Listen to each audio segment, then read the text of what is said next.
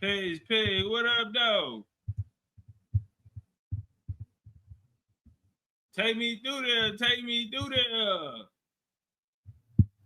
What we doing though, man? How y'all feel? Man, we ain't gonna be long. We gonna be strong. How do I sound on this microphone? Hold on, let me testing 1 2. Testing 1 2 1 2. How we sound on the microphone?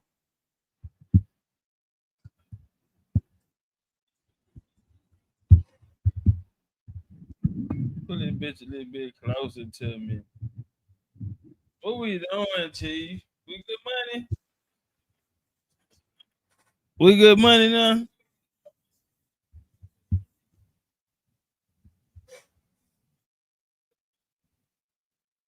Okay, that sounded better.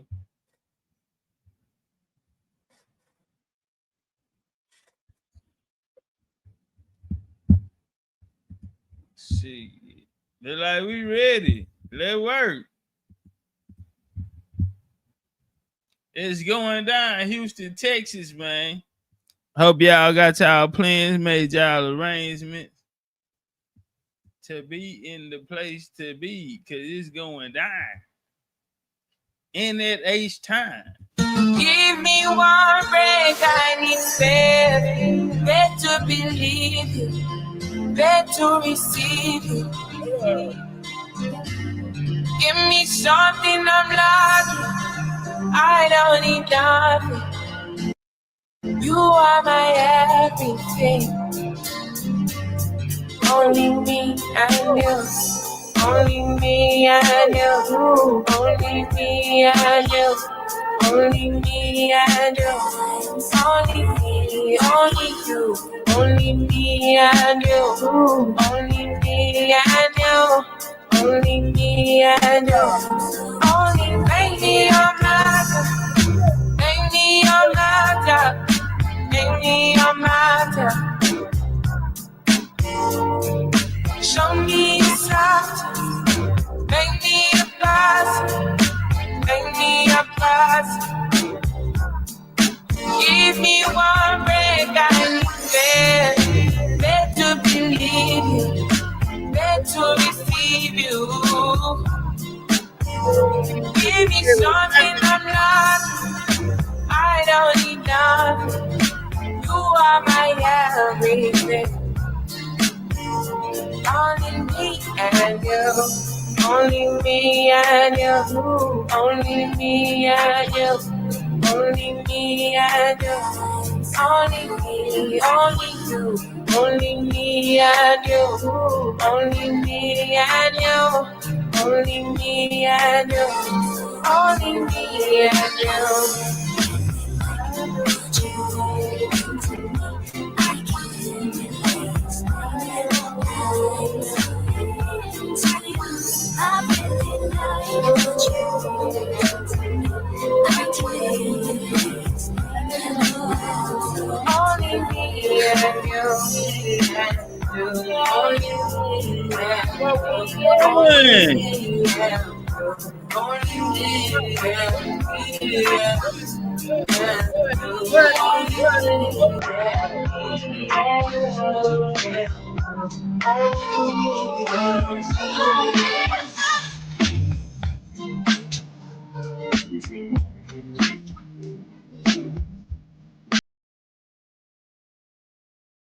Hold on, goddamn it. It ain't 11:22 yet.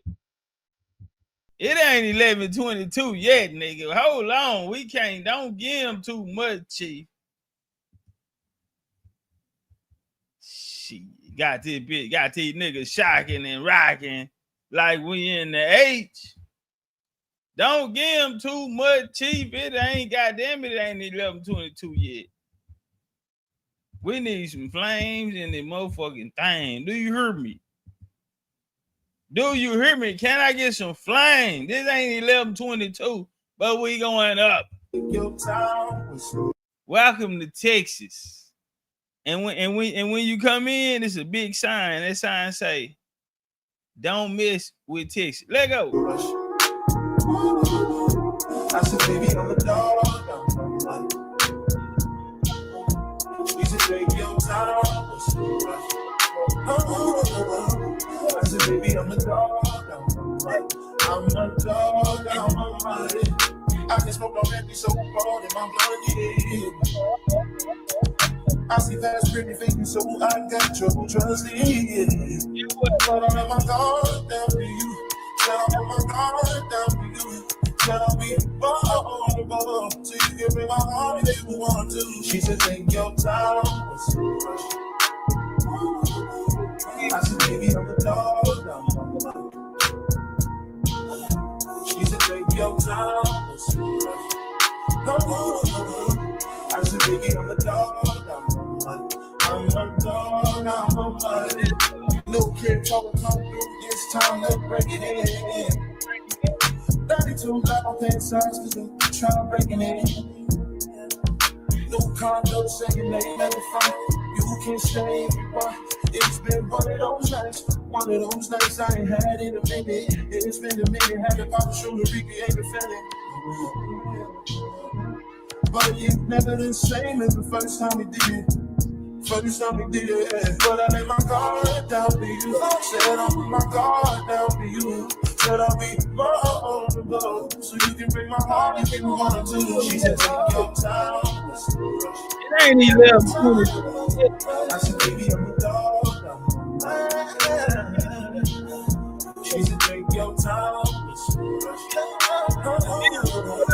I said, baby, I'm a dog. I'm a dog. I'm a body.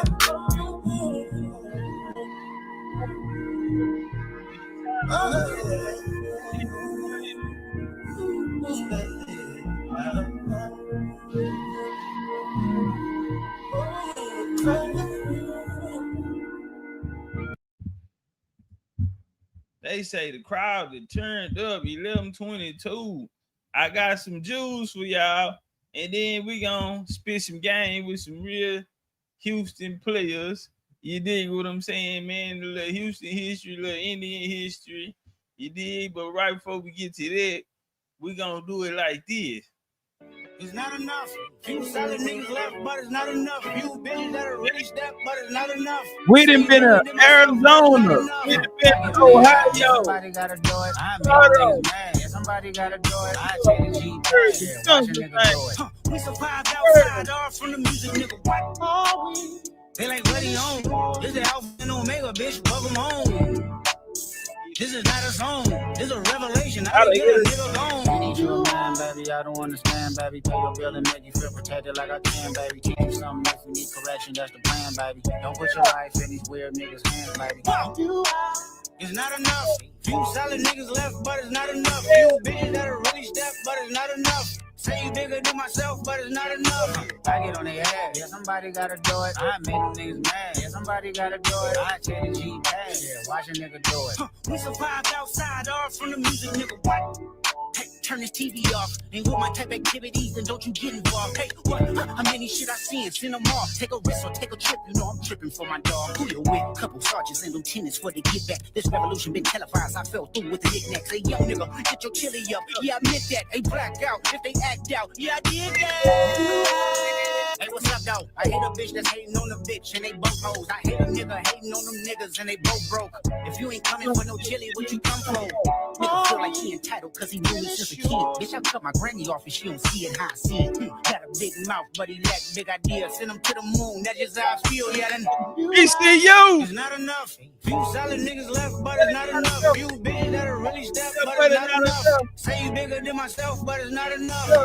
Are we really sure that our love that lasted for so long still endure? Do I really care?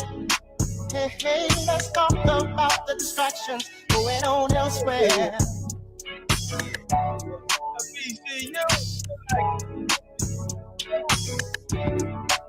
We in Texas. I can smell that barbecue. I can smell that meat. Oh, we in Texas. Slab died. Oh, the 84 poking. Oh, them 84 poking, man. 10 of them slabs in a single file line. Flossing. breaking out the intersection. They like, what he on? Turn up one time for the one time, man. We back on the grind. And we gon' shine, you dig? So, first off, man, before we even jump into it, man, you know, y'all go get y'all tickets, man. So check it out. I'm gonna keep it real gangster with you. So, one of the spots that we have already locked it in on the date. Put the money down. I'm gonna keep it gangster. It's 2 other spots that a nigga have an opportunity to get. One of them is Real History in Houston. The other is the Ava Center.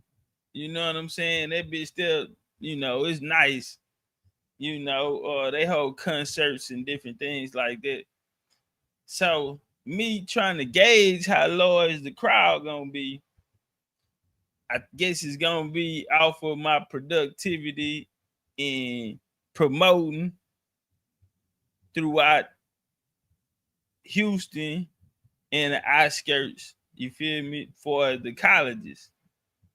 You know, me tapping in with promoters. Now that's not a hard part. They got this venue down here though, and Taliek, he really want me to get this venue. I'm like, yeah, but I don't know though. I'm over here to be hot in the motherfucker, but it'll be history. One thing about it is we won't be able to bring the horses. I don't know how I feel about that. So let me introduce y'all to Texas. Starts now.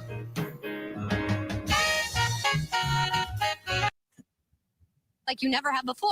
And this is Mr. McKinney and friends. So we just happened to come across our very first friend. Introduce yourself to everybody. Hi, I'm Sydney Pickens. What's up, Sid? I got a picture with Sid.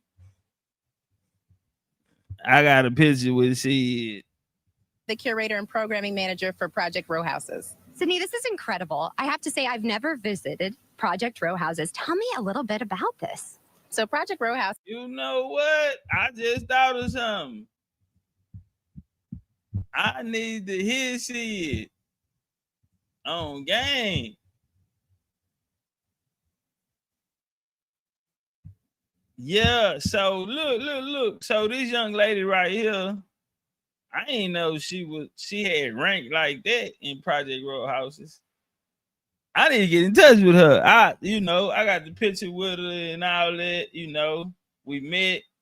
And I think I got a number. Not we ain't on no type of shit like that. You know what I'm saying? But I can get in contact with her. So I ain't know she had pulled like a Brahma bull like that. This is a very special institution. It began over 30 years ago, and it started with 7 artists, male Black artists, who found that there weren't enough spaces for them to show their work. So they thought, what if we were able to create our own space for community, art, engagement, fellowship in a neighborhood that we're all familiar with. Right. So during a tour they were taking from the Shape Center, which is just down the street at Live Oak, one of the founders saw these beautiful shotgun style row homes and saw the way that the sun was twinkling on the roof of those 10 roofs and thought, this is the spot. This is where we can start our community in a community we already love. It's just incredible. So each house, tell us a little bit about what you can experience inside each house. Sure. So we have 22 row houses on this block here on Holman Street. And so each of these houses serves a different purpose. Many of these homes are used to show art, and there are others that house local businesses, offices, and such. So we attribute 7 of the row houses specifically for art shows. Oh, neat. What is your favorite part about Project Row Houses? Is there a special house that you just love? I never play favorites. That's good. Special edition of H-Town Live, tribute to the Trey, the 3rd Ward. It's not every day. Sit next to on the bus. Huge. I don't know about that music. The amenities are free and open to the public. You just need to come in and register. Is there a special part of the park that just really resonates with you that you love? I love the whole So, park. It is a bit. They have a park across the street from it, which we could probably utilize. You know, we're gonna have to go through the city, but the presentation that we're gonna watch today, the homie, he didn't, you know, he got a lot of plugs, so he probably can more than likely make something happen. He ran for office and everything down here, so we'll get to that though. We lead up to that. amazing being able to come to work in a place like this every day with so much meaning and just so much history. You know what I love when I've been out here is the connections I've made and the friends, and you'll see people dancing and bringing your children and laughter, and we're together, we're unified, and we're celebrating. So tell everybody where we can go for more about of H-Town Live, tribute to the Tray, the Third Ward. We are celebrating Black History Month. We have now taken you inside El Dorado Ballroom. Now, I'm in the staircase. Imagine being a young child sitting right here on the staircase and hearing iconic legends perform because you weren't old enough to attend. Well, now you can still attend the ballroom, and we're going to take you inside. If these walls could talk. So just imagine, go on this journey with me. Here we are. You step in, they've restored it. Just look at this old wood. Think of it. The city, the place almost 100 years old. I mean, everybody that was somebody played here. I'm talking about B.B. King. I mean, all of the legends, all of the greats. When they came here, they played down. When they came to Houston, this is what they played. They called it Harlem of the South because this was their version of Harlem's Cotton Club. Ella Fitzgerald, Ray Charles. I've even been told Elvis performed here, you all. You ready? Ray Charles and Elvis performed at this motherfucker. To go inside? Join me as we take you inside. Elvis out there fucking on that good Third Ward pussy, that good Houston Dixie pussy. Yeah, you know, we Indian, man. This what we do. This what we do. We get on that band shit. That's that down south. This that real American history right here.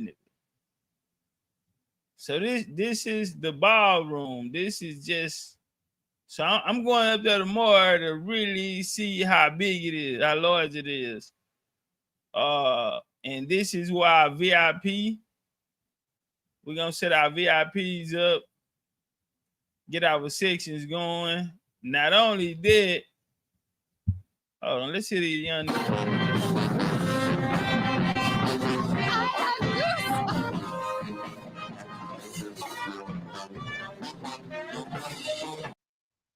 Okay. Let's get down here. Hold on. So right here, you got the bar. We got the bar. You dig? We will be working under a non-profit, so we do have the right to serve alcohol. You dig? So we'll have some bartenders mixing up some of them H-Time drinks, and we're gonna have some New Orleans bartenders back there, cause you know they like to give you that shit that make you fuck on the first. Yeah, you'll fuck around and eat the pussy on the first night, fucking with them New Orleans nigga daiquiris. I don't know what they put in them hoes, but yeah, nigga, I kissed her and I ate the pussy on the first night, fucking around with them goddamn New Orleans bartenders. So yeah, boom. So we'll bounce over there. That's the little youngsters right there at the H. So yeah, these are some of the photos from back in the day. You know, they say we were slaves and shit, country niggas. Man, beautiful women out there, man. Nigga player, nigga got his shades on, shit slick to the back. I'm just saying, what's up? the legacy of your family. I'm going to kind of sneak in here. So tell us a little bit about your story. Well, I'm okay. That's Jack Yates, great grandbaby. So this right here, really, I'm gonna keep it gangster. This gonna, you know, shout out to Taliek. We got the hookah lady gonna come, bring the hookahs. So yeah, they gonna bring the hookahs, and that's what we can step out and you nigga wanna go take a little gas break. But then we have a spot for the workshop, and then we'll have another VIP section upstairs, which would be the rooftop, which also has a bar. I think it has a bar up there, its own private bar. Now, we want to get it to where you can just scan. You'll have a menu at the table, or you might have, you have like a menu at the table where you can just scan it and you can go through there and you'll have waitresses or whatever to come over, take your order, bring your order back to you. You feel me? You finish enjoying the festivities. You did. Feather say rooftop. Oh yeah. We go roof with the top. We go top of the world. Yeah, you looking at downtown. You see that, you see the buildings downtown. You can see the park. So if we do have activities at the park, access, vending, things like this here, niggas that want to be outside, niggas who coming through in the slabs and the fly ride, the foreigns, and they trying to see all the pretty ladies, cause everybody outside. You feel me? So yeah, them niggas come through there with the car lines and they showing off the horses coming through there, and so we might try to get action for that. The good thing is POP birthday, so we gonna try to throw in the celebration for the homie birthday as well. So for his Earth Day, so he said, I want to see South more. Yeah. Yeah, say it's going down in the town, boy. You dig? It's going down in the town. So now that's the spot that I say I want to get. Over here gonna, hit a nigga over the head. We get that spot, it ain't about a private. Like I said, if I drive 4,000, 5,000 of my own money, we still not there. You know what I'm saying? Cause we want the whole building. They just put $10 million in the restoration and restoring that building. So them hoes trying to make their money back. But we feel them though. We ain't fucked up about it.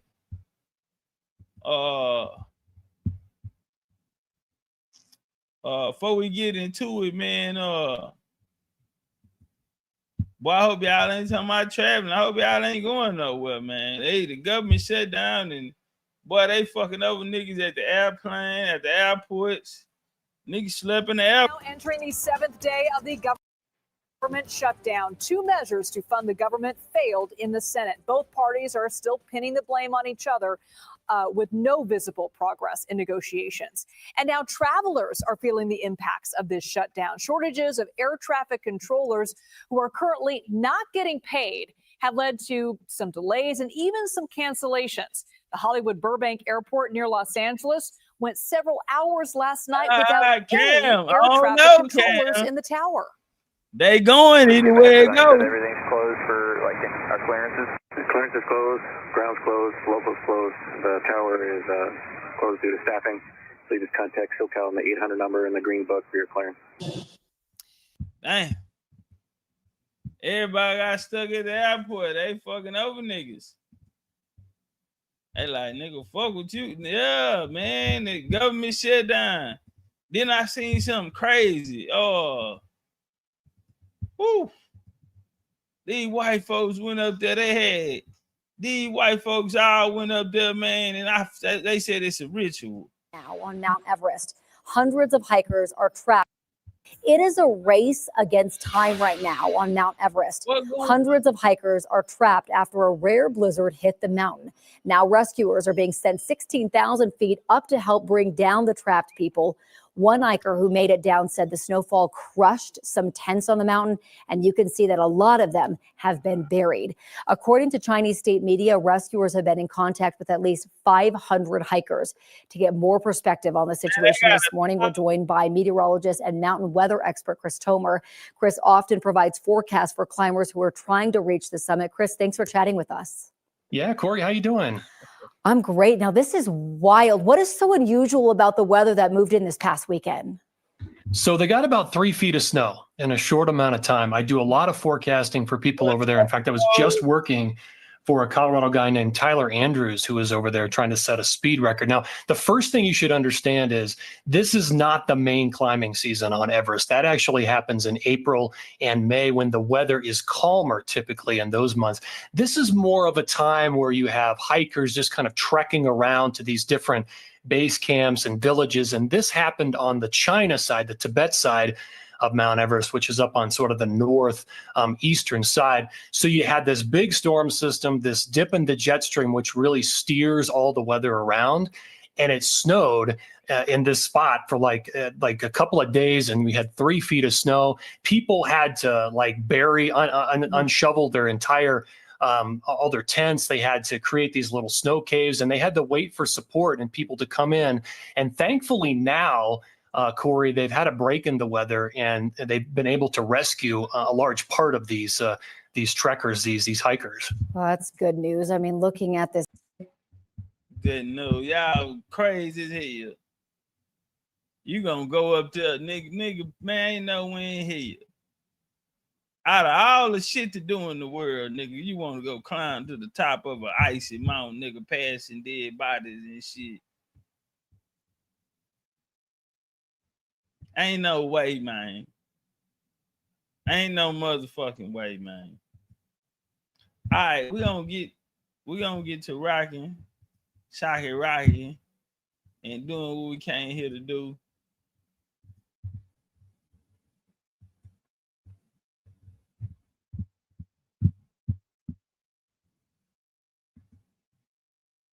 Hold on.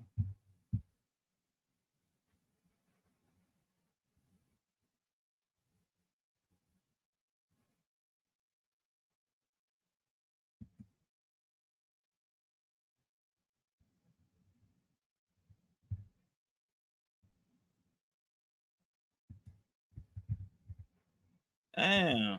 Hold on 2 seconds.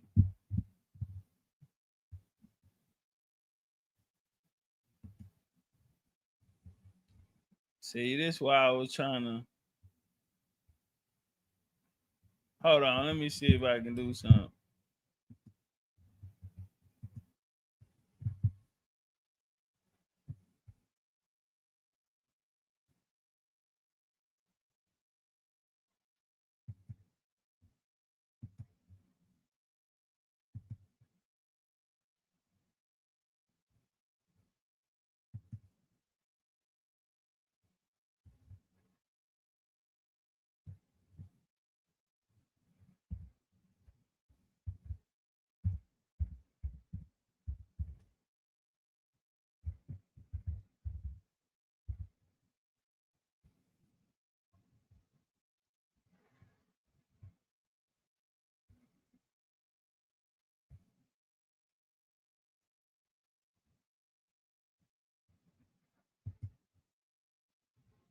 Hold on, y'all. Let me see if I fix this shit. I couldn't upload it, man. I ain't have enough time. And yesterday had me going crazy.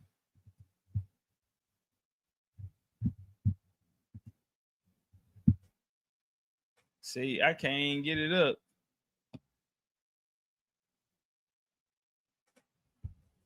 Hold on while I fix this here. Man, say.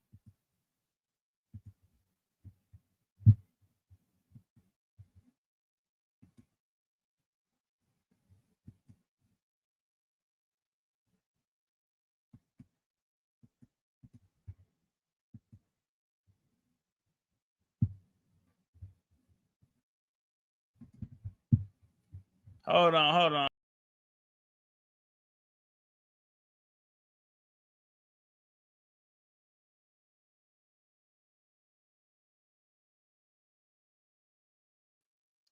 Yeah, man. I tried to upload it, bro. My shit just ain't on. This video whooping my ass.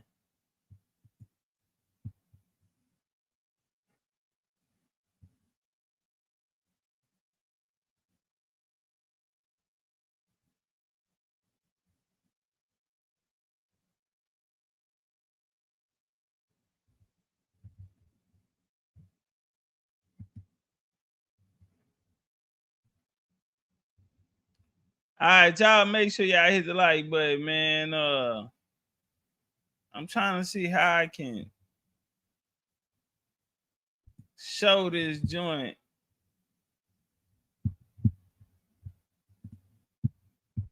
Let me try thinking something else.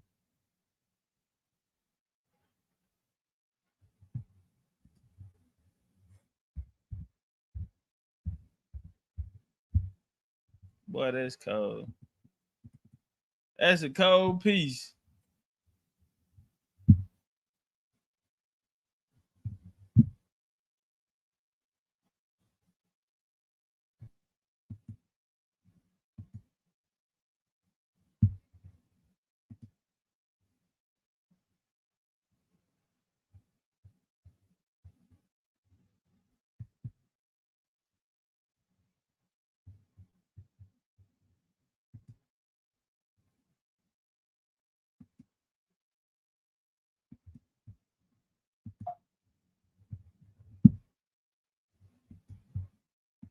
Hold on, yeah. I think I got an idea.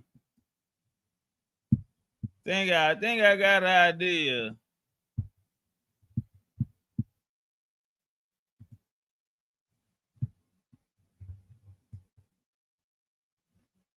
She just called my phone. She say, I'm ready. She blowing up my phone talking about I'm ready to learn. Yes, I'm ready to learn.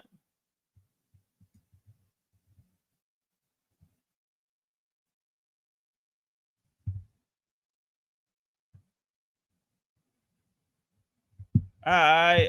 I think we can go like this here. I think. All right, bam. We're gonna do it like this here, man. They tried to play me. Man.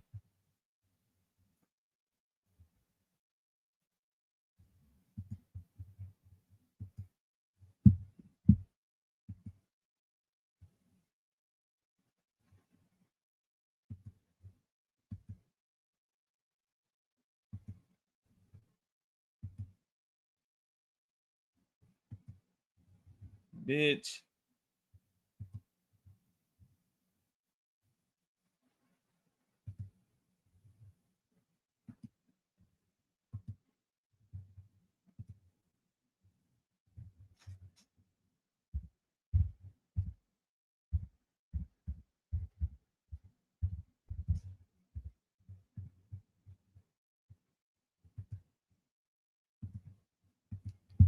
All right, this is what I'm gonna do. I'm gonna have to pull it up on my. Damn.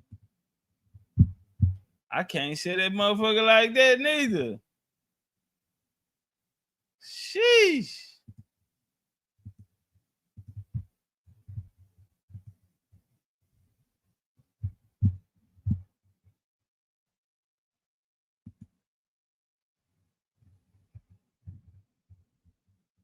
Yeah, damn. Boy, that's cold, man. Hold on, let me try to upload this whole to YouTube real quick, man. While we doing that, man, let me find y'all something to do. While I'm trying to do that. She blowing up my phone talking about I'm ready to learn. Yes, I'm ready to learn. Boy, that's cold, man.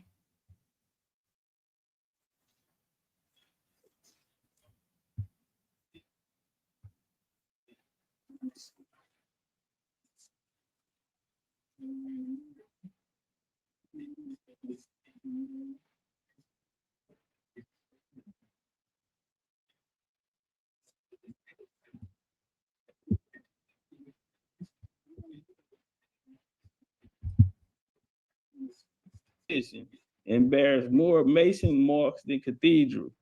Okay, and that's coming from Manly P. Hall, Elixir, Rosicrucian, and Masonic Origins, 1929. Check. That'll leave us to the Stuart Kings, because after the Tudors, you'll bring in the Stuarts, which would be James I, and they'll take control over the Virginia colony in Virginia. Well, he'll have a son, Charles I. Charles I will marry into the French family, okay, which would be the Medici line. And that'll be Henrietta Maria, who is the youngest daughter of Henry IV of France and Marie de Medici. All right. Now, the English Civil Wars kick off.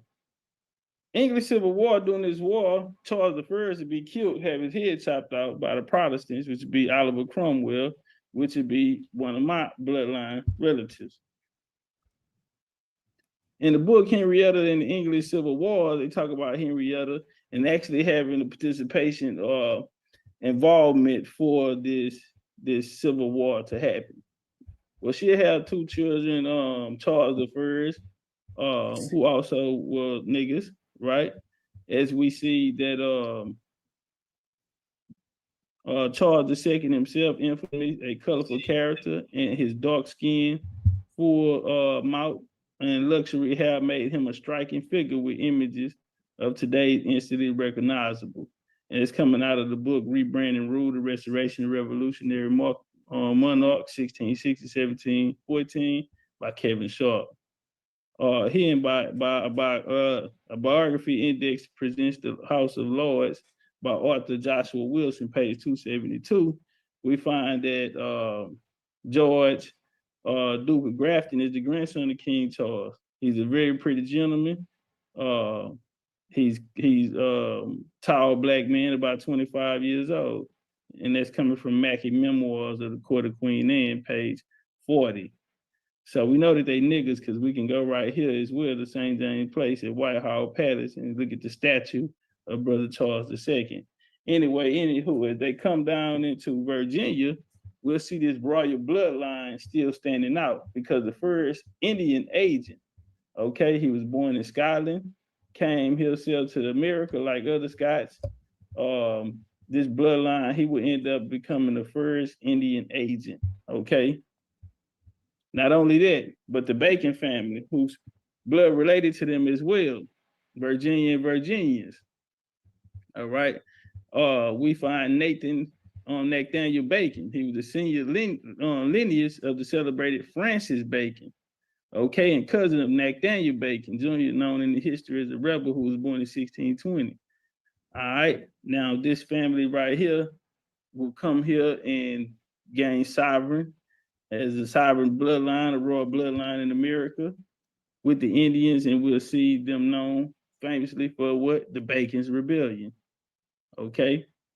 Also, the Jacobite movement, circle that, we're gonna come back to that. And again, we can prove that they also were niggas. Well, when we go into Portuguese, going to Portugal, we have to deal with the homie Alfonso. These they were great enemies to the Moors as well. Alfonso was a friend to the Jews, though, as he would bring in for his banker, he would call in Ibn Yais family, who immigrated to Cobota and Lisbon. He was a scholar and greatly wealthy man. He was the second chief rabbi of Portugal before advisor to Alfonso the First Conqueror, the first king of Portugal. All right. And he would give them land there, Dos Negros, which is located in Portugal still today. Sancho the First would come after him. Sancho would have a wife named Dulce Do. Now, this is going to be very, very important, because they're marrying for power. They're also marrying, keeping these royal bloodlines together. So Sister Dulce of Oregon, who was said to be a beautiful and excellent lady, quite modest, her marriage actually strengthened Portugal, okay, and created the expansion of Castile and Leon, and she played a role as the wife and mother of numerous children. And later on, with the death of King Henry, her husband would be able to take the throne. All right, even for that area. Now you got Sancho of Portugal. That's big Sancho of Portugal right there. Now you have Alfonso II to come. Alfonso, he was the son of them. He would come through and also push his line against the Muslims. The youngest son, Alfonso II, he would come through and also push his line against the Moors. In order to ascend the throne, Alfonso abdicated his rights to the country Boulogne, 248-53. He divorced Matilda in order to marry Beatrice of Castile, illegitimate daughter of Alfonso. And Mayor Guzman.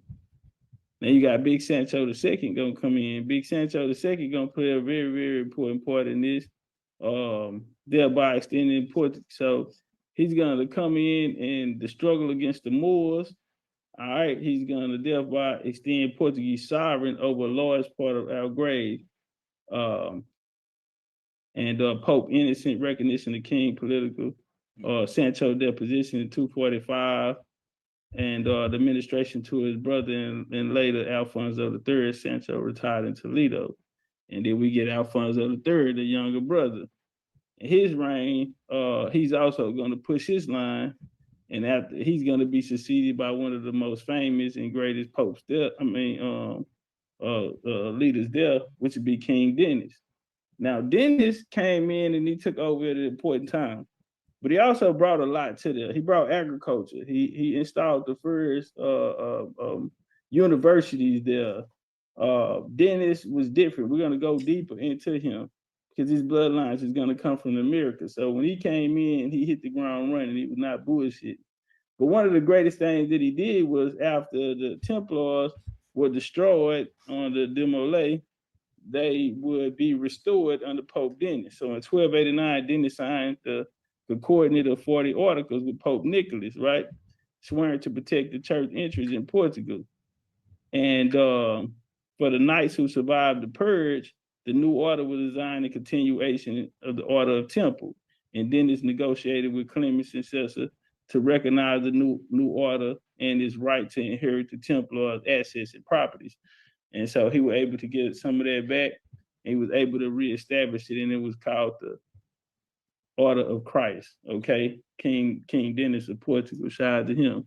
Hey, y'all get the likes up, get the likes up. Yeah. Hey, not only that, but hit the like button. He's responsible for bringing corn that is received in opinion in the reign of King Dennis and that of King Ferdinand. Corn was exposed from Portugal. Both looks more like notions of that the magnifying of the country. And the ground truth is well known. As we come down here, they were supplying it with wheat, and at this time in England and Holland, however, it was this country produced. It was what this country produced is as good as any part of the other world, and so you got to ask yourself where are they getting it from? Because they ain't never been known as agriculturalist people. Not at all. Guy Dennis is gonna come in, and he's gonna be like a green man, right? He's gonna change a lot of things. When you get the age of discovery is going to come through. The age of discovery is the exploration is when European nations are said to learn to sail. Somebody very, very important in this here is going to be Philippa of Lancaster. Okay, she was the consort of Portugal, mother of the famous Henry the Navigator, who's going to be a part of this. Well, she's going to have a baby by King John. But her dad is going to be the famous Sherelle. Portugal. Sherelle, where you at, Sherelle? When I say these niggas was in every bloodline, so yes, he's gonna even his daughter. Well, Sherelle is Sherelle. This your kinfolk here. They're gonna have a son called Henry the Navigator, Alfonso the Fourth, or Alfonso the Africa. Henry would bring in a navigation school. Okay, the title of Navigator was given to him. His mother was a daughter of John of Gaunt, so Henry and his brothers were half Portuguese and half English by blood. His real place in history is that of a royal prince who used resources of a nation for overseas expansion and yielded a handsome profit within his own lifetime. People don't know that. Okay. Now, he'll create the School of Navigation. One of his top knights would be a guy by the name of Giles Zarco. Your kinfolk was out here with a high dick. Useful in the fight against the Moors. You know it running the family. And so he'll have a daughter, Isabel Zarco. Alfonso will have a brother, Ferdinand, Duke of Beja, and they'll have a son who will become called Christopher Columbus. All right. Now, Alfonso the Fourth would be, or Alfonso the African, because he's going to come through. He's going to conquer his grandfather, John Suwaida, had been conquered and taken over from the king of Morocco, and now he wanted to expand his conquest. Okay, and so he's going to go out and defeat these Moorish kingdoms. All right, situated off the coast of North Africa, overlooking the Mediterranean Sea and Atlantic Ocean, Tangier, destined to attract interest of Europe, whose native maritime commerce developed in the mid-late 14th, 15th century. Portugal particularly explored the coast of North Africa. The Portuguese dissension attempt to capture Tangier in part of present competition for advantages of the Mediterranean Sea. And this is something that had been going on since ancient time with these seafarers to control these certain ports that areas of the sea that had routes directly to certain international ports. Both political breakdown in Morocco in the late 14th century, piracy, following two unsuccessful attacks of Tangier, 1437, Portuguese conquered much of the rest of the northwestern Africa coast and had little trouble doing so. So, 1815, where did it all come from? Well, Martin Luther posted 90 thieves on the door, and he's going to break away from the Catholic Church. That's going to lead us to this guy, John Calvinist, who's going to come with what's be known as the Protestant movement, all right? So they're banging, and they're coming out of France. So they'll become known in history as the Huguenots or French Protestants, all right? Now, the Huguenot Church, they adopted the Huguenot name around 1560. The origin, now they had what's called the 30-Year War, 17th century religious conflict fought primarily in Central Europe. Its remains is one of the longest, most brutal in human history with 8 million casualties. Now, this is a battle now. Now, they fought the Protestant states, formed the Holy Roman Empire, 30-Year War. It became less religious and about which group would it ultimately govern Europe. So we have this conflict since back in the time where and you see it's so, listen, fam, yeah, more, yeah, real coming down. Yeah, you know she ain't gonna miss it. That nigga just be talking shit. She just be talking shit. Her little ass gonna be there though. Or she know I'm gonna put a cowhide belt across her ass. But in the stories, they always tell us about these religious persecutions. What I found interesting, man, going through, we'll just take New York, for example. Now in the South, it's not foreign to see churches like right across from each other. But fam, going through New York and New England, it's like gang banging central. You got to understand, it's churches right next door to each other. Then one church on the other side of the street take up the whole goddamn block. But what I'm looking at is, don't none of these niggas like each other. None of them. Everybody banging something different. And so, like down here, you get a corner store and a liquor store on every block. But out there, you have more churches on every block than you have liquor stores down in the South from where we are. See, that's how we know we ain't had nothing to do with it. We ain't had nothing to do with it. That was y'all out there squabbling over religion. And I got it on tape, bro. I'm like, I'm looking at this. You got the Church of Christ. You got the Church of England. You got a Catholic church over here. You got the Presbyterians over here. You got the Methodists over here. Man, you got all these people who don't, everybody banging against each other. So if people came here for religious persecution, why would they set up next door to each other if they're still being persecuted? You right across the street from the nigga that you persecuted against. So once you get over here, you don't find religious freedom because you're next door to your so-called enemy. So did it happen over there? Did it happen over here? Goddamn, because these churches that a nigga passing up are these old free energy center buildings. That's why they can't tear them down. That's why they still stand, occupied or unoccupied. Man, I gotta show y'all this church in Boston I went in. Bam, I felt like I was, bro, I felt like I was in colonial time. I damn near got up there and got on the mic. Cause see, I ended up coming through on a cool day, so I think it was like $10 to get in. And then I visit the chambers. You leave out of there, and the hallways are so small, and the ground is cobblestone, and you go down to this little door and you knock. Boom. So you come in, you pay. I forgot how much it was to get in there. But you can't have a camera. So they say. But what the fuck am I doing out here, nigga? I'm researching. Nigga, I gotta take this back to the Men Jones. Fuck, nigga, y'all gonna have to lock me up. Boom, I hit the camera, I flip it. So I gotta go in there and edit it and turn it sideways.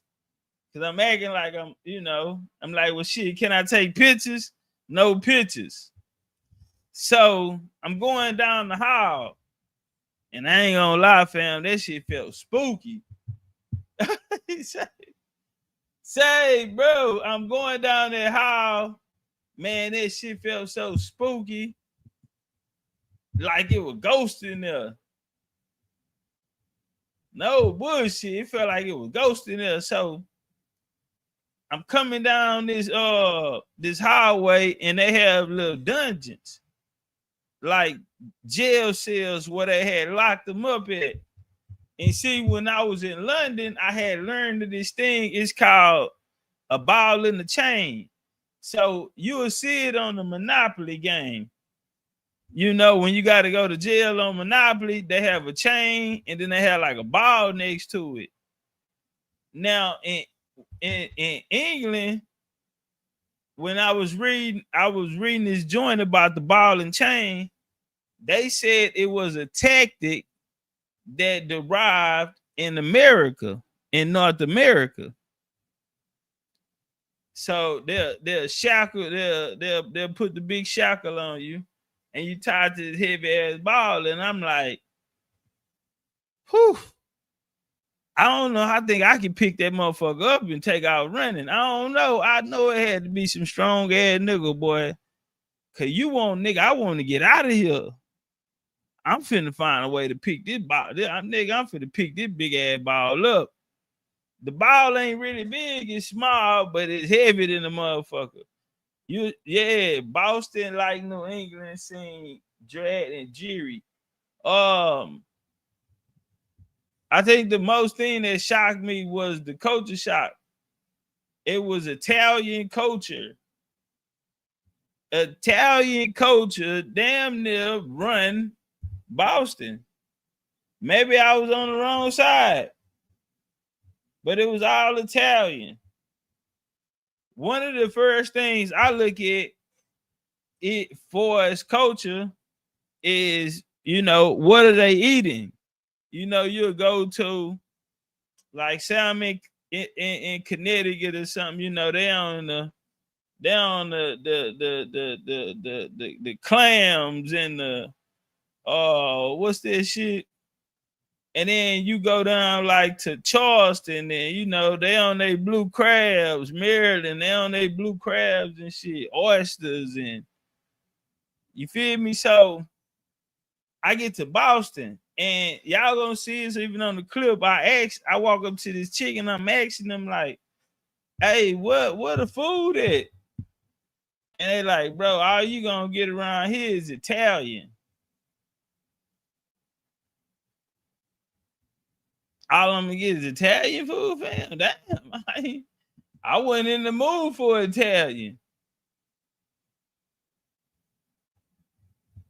They said no Irish. So when I flew in, if you go to a different country, like whatever phone provider you with, if that provider is active in another country, it may be going under a different name or whatever, but it's the same service. So when I get back, I get close, my headphone go off and say, welcome to Ireland. You know, I'm still sleepy, but I'm like, Ireland. I'm like, man, I know motherfucking well this nigga, we ain't have to stop in Ireland. Then we stop and the lady say, welcome to Boston. But see, I went to Boston looking for the Irish.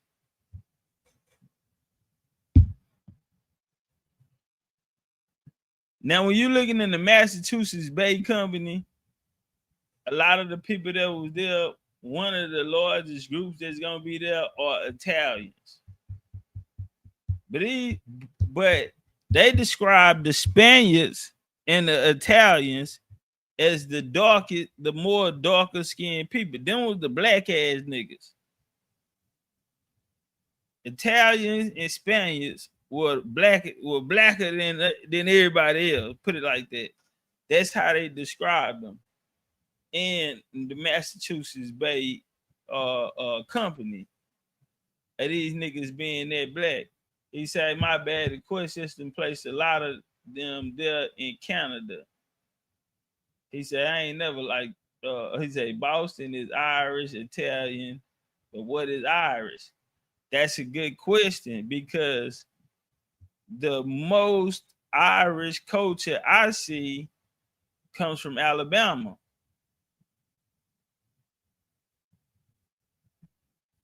Alabama is more Irish shit than Indiana and what's that? Indiana, Ohio, what Notre Dame is, the Fighting Irish. Now we know that they had, let's say, colonies there. The Irish. But niggas who look like Irish, who grow them Irish beards, top pushed back and shit. Yeah. Edge up starting to get edge up in the back and shit. George Jefferson. You know, I say more of that culture of the features, phenotypes would be down in Alabama. The names, all of that. And when you look at some of them niggas, you be like, damn, Louisiana right next door. Why wouldn't y'all niggas look the same? Like Georgia right next door, but why you niggas don't look the same? Shit like that.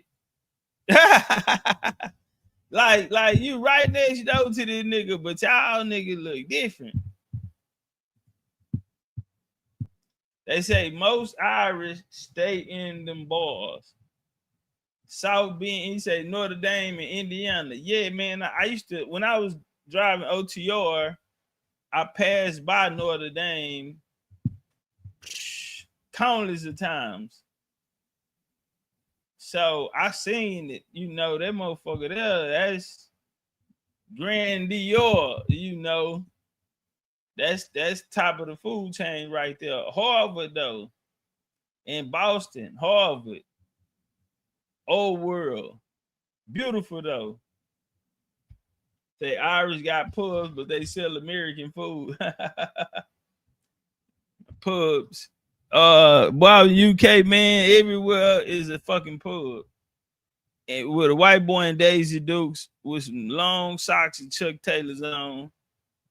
They skating backwards, you know, or they on a bike. I don't know, man. London was just fucking like crazy to me, man.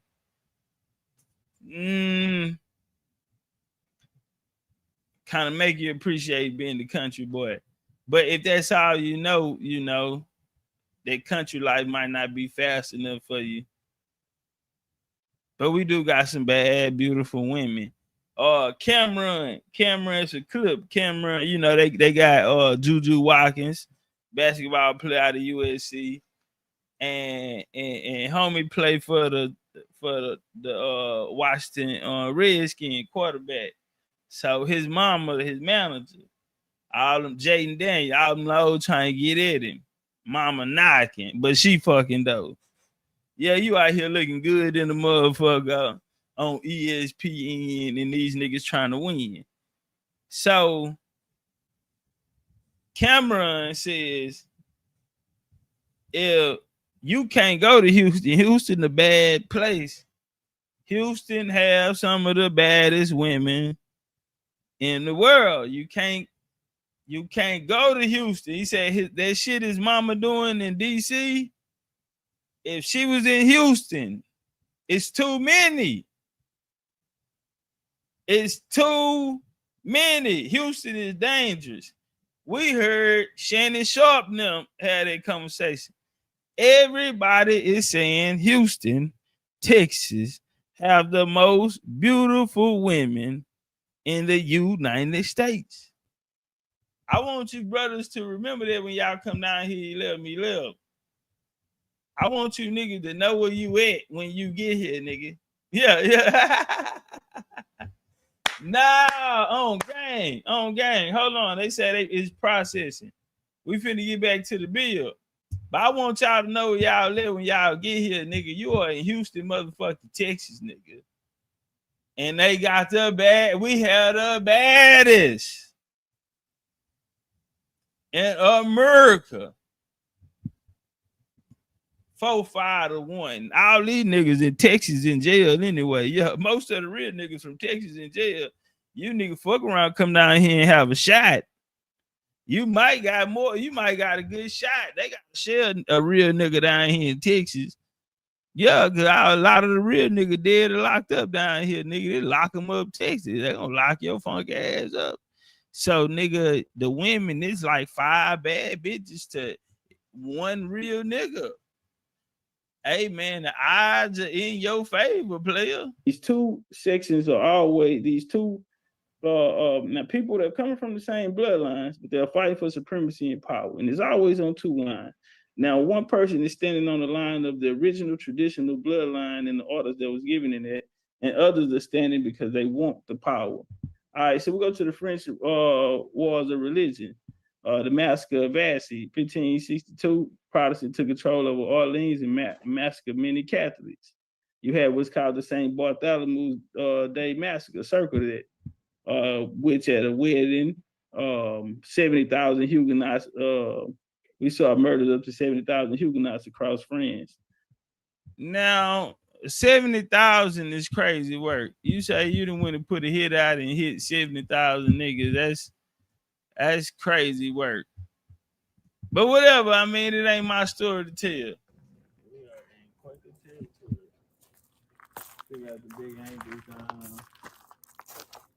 We are in Quaker territory.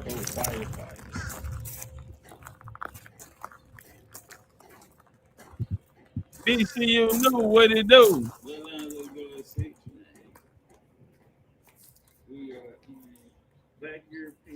Man, you know what the Atlantic smell like? You know what it feel like? Very Quaker, feel very abolitionist. Feel real Quaker. Feel very slave merchant, if you really want the story, versus going along with someone else's story or a story that somebody else lived by. And yeah, it's fucked up. I ain't got my mic on me. It's in the car. All right. We said fuck it.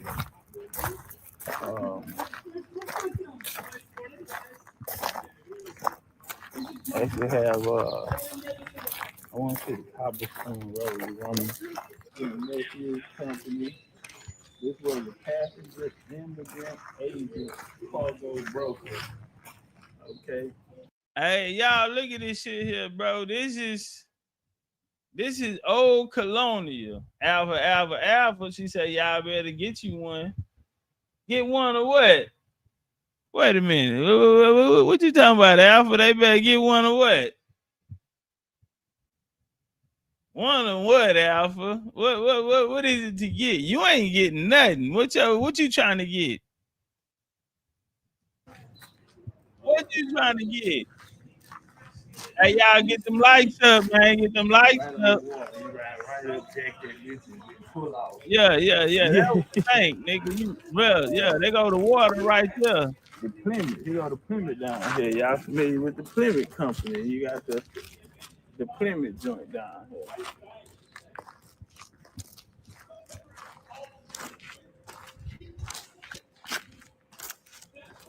Yeah, this is it, man. Bloodlines that go at 6.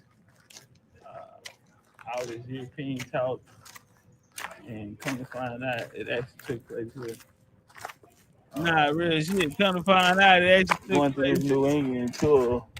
One of the things that is like very shocking is when you go into the history, maybe not in the books, but you see things like this. We just passed up a brother, and right here is a sister. Waterways of Freedom, Maria Williams. Hold on, let's get out of there. Oh, y'all gonna like that one right there.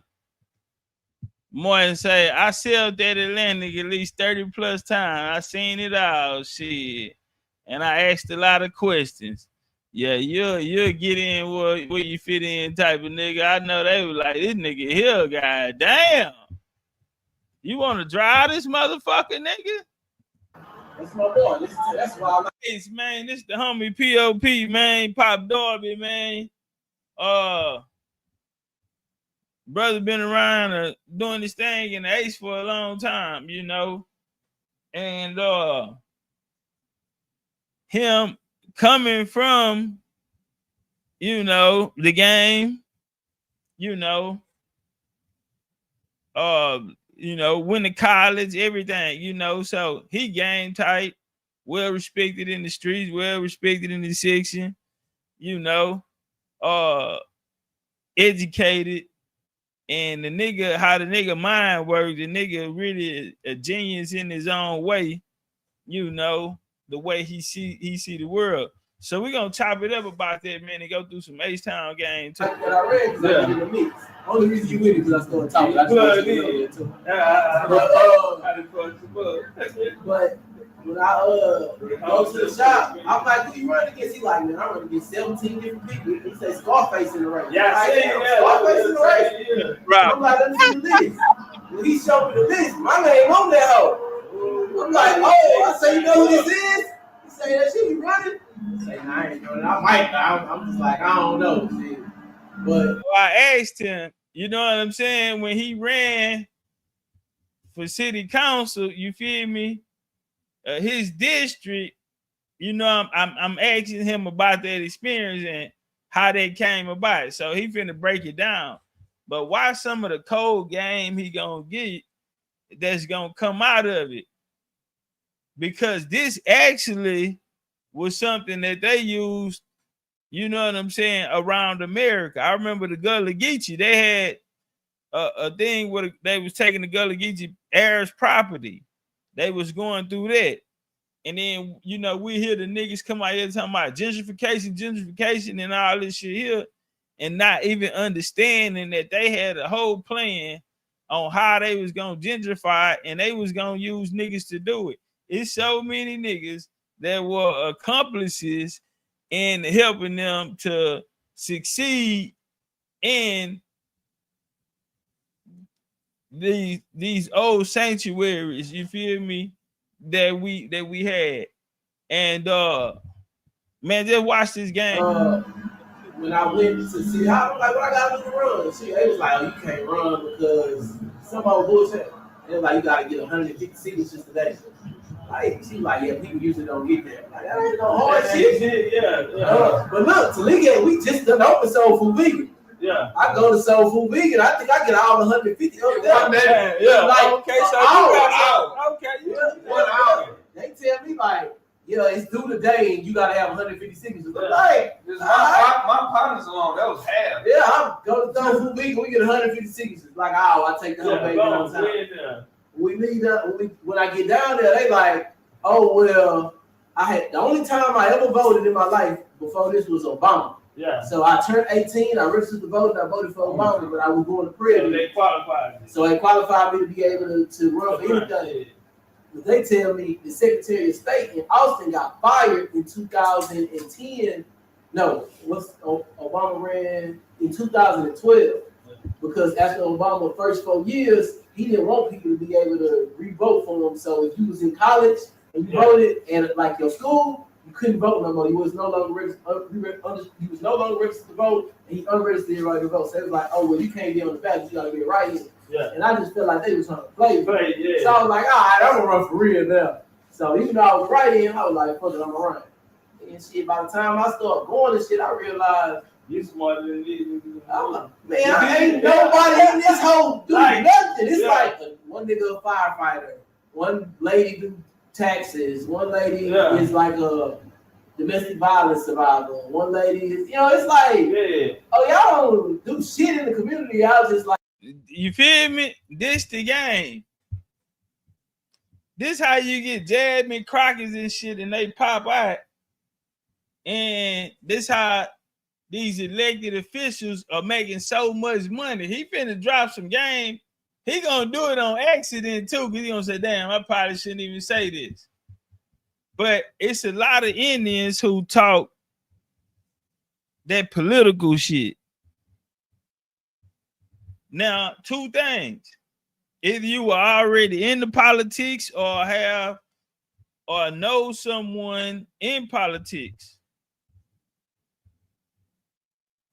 But if you're not in the game and you're looking for a way to get in the game and thinking that you're going to make a change in the game, we're going to have a conversation about that. I'm not telling people not to do it. Y'all see what they did with the boy Kirk. Yeah, y'all see what they did with the Charlie guy, huh? Y'all see what they did with King them. Y'all see all this politics. But just watch how this nigga accidentally get up the game. Well, he did it on purpose because he gonna say, yeah, keep going. Like passionate. This nigga named Travis McGee. Travis McGee used to be in the hood doing shit. Yeah. He was kind of older guy. And he like a hood nigga funny side. He ran. But yeah, I'm talking that whole having a conversation like, hey man, this $200,000 people. The average income is $40,000. That shit don't make no sense. We have $15,000 houses. Hold on, I want y'all to hear this. See, I gotta shut the fuck up because this motherfucker started off good. So just check out the economic plan that he had. It's not just for politics, but we can do it on our own. So he like, man, I always tell people, fuck politics, nigga. All you need is some money. Bro, how many times y'all heard me say that? Nigga, money make the world go round. Nigga, you money, nigga. You ain't gotta be a political nigga. I'm gonna let this money talk for me. This money gonna open doors for me.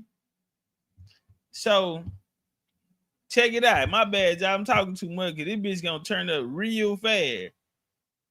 This conversation finna turn up real fast. You couldn't vote no more. He was no longer registered to vote, and he unregistered right to vote. So it was like, oh well, you can't be on the ballot. You gotta be right here. Yeah. And I just felt like they were trying to play. Yeah. So I was like, all right, I'm gonna run for real now. So even though I was right in, I was like, fuck it, I'm gonna run. And shit, by the time I started going and shit, I realized you smarter than me. Man, I ain't nobody in this whole do nothing. It's like one nigga a firefighter, one lady do taxes, one lady is like a domestic violence survivor, one lady is, it's like, oh, y'all don't do shit in the community. Y'all just like passionate. It's a nigga named Travis McGee. Travis McGee used to be in the hood doing shit. Yeah. He was kind of older guy, and he like a hood nigga from the side. He ran, but he didn't want to do it. I'm talking that whole having a conversation like, hey man, it's 200,000 people in this district. The average income is $40,000. That shit don't make no sense. We have 15,000 houses in one neighborhood that don't have a homeowner association. With a $20 a month payment at each house, I could make every house every month $100,000 in profit. Like it don't even make sense for these people to be poor. Right. So they just do it, man, write it down. The old people start looking and listening. I start really like, oh, that nigga on some shit. He ain't just in this hole. He talking about some shit. So compound interest. Yeah. But even just the way that you circulate the dollar, I'm telling them like within 2 years, everybody in this community is supposed to be a millionaire. So then I started, at that time, there was a nigga running for mayor named Tony Busby. Tony Busby, he a lawyer right now. He just was suing Diddy, he sued Jay-Z, he sued Deshaun Watson. Tony Busby. Damn, I really can't tell this story online. But tell that story. But anyway, they got some shit called Moonshot they wanted to do. Because in 2019. All right, listen, it finna get real. Was that time they started? Y'all heard how he said $20 a month, that'll get them $100,000. Every house can make $100,000. That's $20,000 a month. So watch where the conversation gonna go. Opportunity zones is where, say, a white boys got money, they can just go invest in the hood. Yeah. And they don't have to pay no tax on it. So if I made $20 million this year, and I'm finna get taxed on that $20 million, I usually might have to pay 33%. But if I go put $15 million in real estate that don't gotta pay no taxes, I only gotta pay tax on $5 million. You know what I'm saying? So I'm like, they looking like shit. The hood lit. They go invest in it's the spots. It's 3rd Ward, Sunnyside, 5th Ward, and Davis Home. So they looking like shit. We go to Houston to drop bread off. So he called me to a meeting. I'm meeting with the Moody's from Moody Gardens, because his gal is a Moody. Him, the Cullens from Cullen Boulevard, the Bushes, goddamn Bush, Benefit Bush Foundation, one of the uncles and shit, and a black dude, I think his name was like Kevin Sims or something. He ran for mayor in like 2011. So he the one that brought me over there, like, man, white boys, they come back to follow you, we go get some money. So they like, we got a $300 million contract. You can be on our side, you can be on our team, we'll fuck with you. Make sure you get elected. Looking like. So you got a bet. Look, I'm looking like, oh, yeah, people trying to give me some money. What y'all want? They like, okay, we got a project called Moonshot where we want to basically invest in the hood. So the way they describe it is just that they want to invest in the hood. Yeah. But how I'm looking at it is, y'all want me to be the face of y'all just in case. Be the face. So he like, you can like 3% of the contract. You can decide what go on. 3% of the contract is $9 million, $300 million contract. Yeah. So I'm like, he like, you leave this nigga a millionaire. I like, y'all don't know me too well, huh? This ain't my type of party, man. I'm supposed to my folks. I ain't escorting y'all to the hood to buy property. That's crazy. But nah, damn, that's deep. Then the black dude like, hey man, he like, come talk to me over here. He like, I get a karaoke. They don't get it anyway. But look, I ain't gonna lie, he was saying some shit that was kind of real, but it was real cool. She was like, you gonna get $9 million, you can put that where you want in the hood. Like, they finna put $300 million in the hood. That ain't finna be gone. It ain't gonna be no hood. I'm being that bit like, okay, I made some money, a couple people made some money, but the whole side is some other shit. But now it's probably changing regardless, you see. So even back then, they was trying to change Sunnyside to the lower medical district. And they were trying to change, 3rd Ward was supposed to be Midtown, 5th Ward was supposed to be East Red River. All that shit kind of still coming into the fold. But that was the plan 10 years ago. You know what I'm saying? Ride by, like, what the fuck? Yeah. Golf course in Fifth Ward.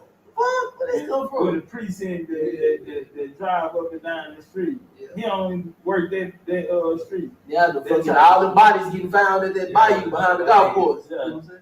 Yeah. You know what I'm saying? They everybody, it's a little thing over there. So we can just drop some shit off. I used to walk my dog and I was like, man, this shit dangerous as hell. You gotta remember all that though.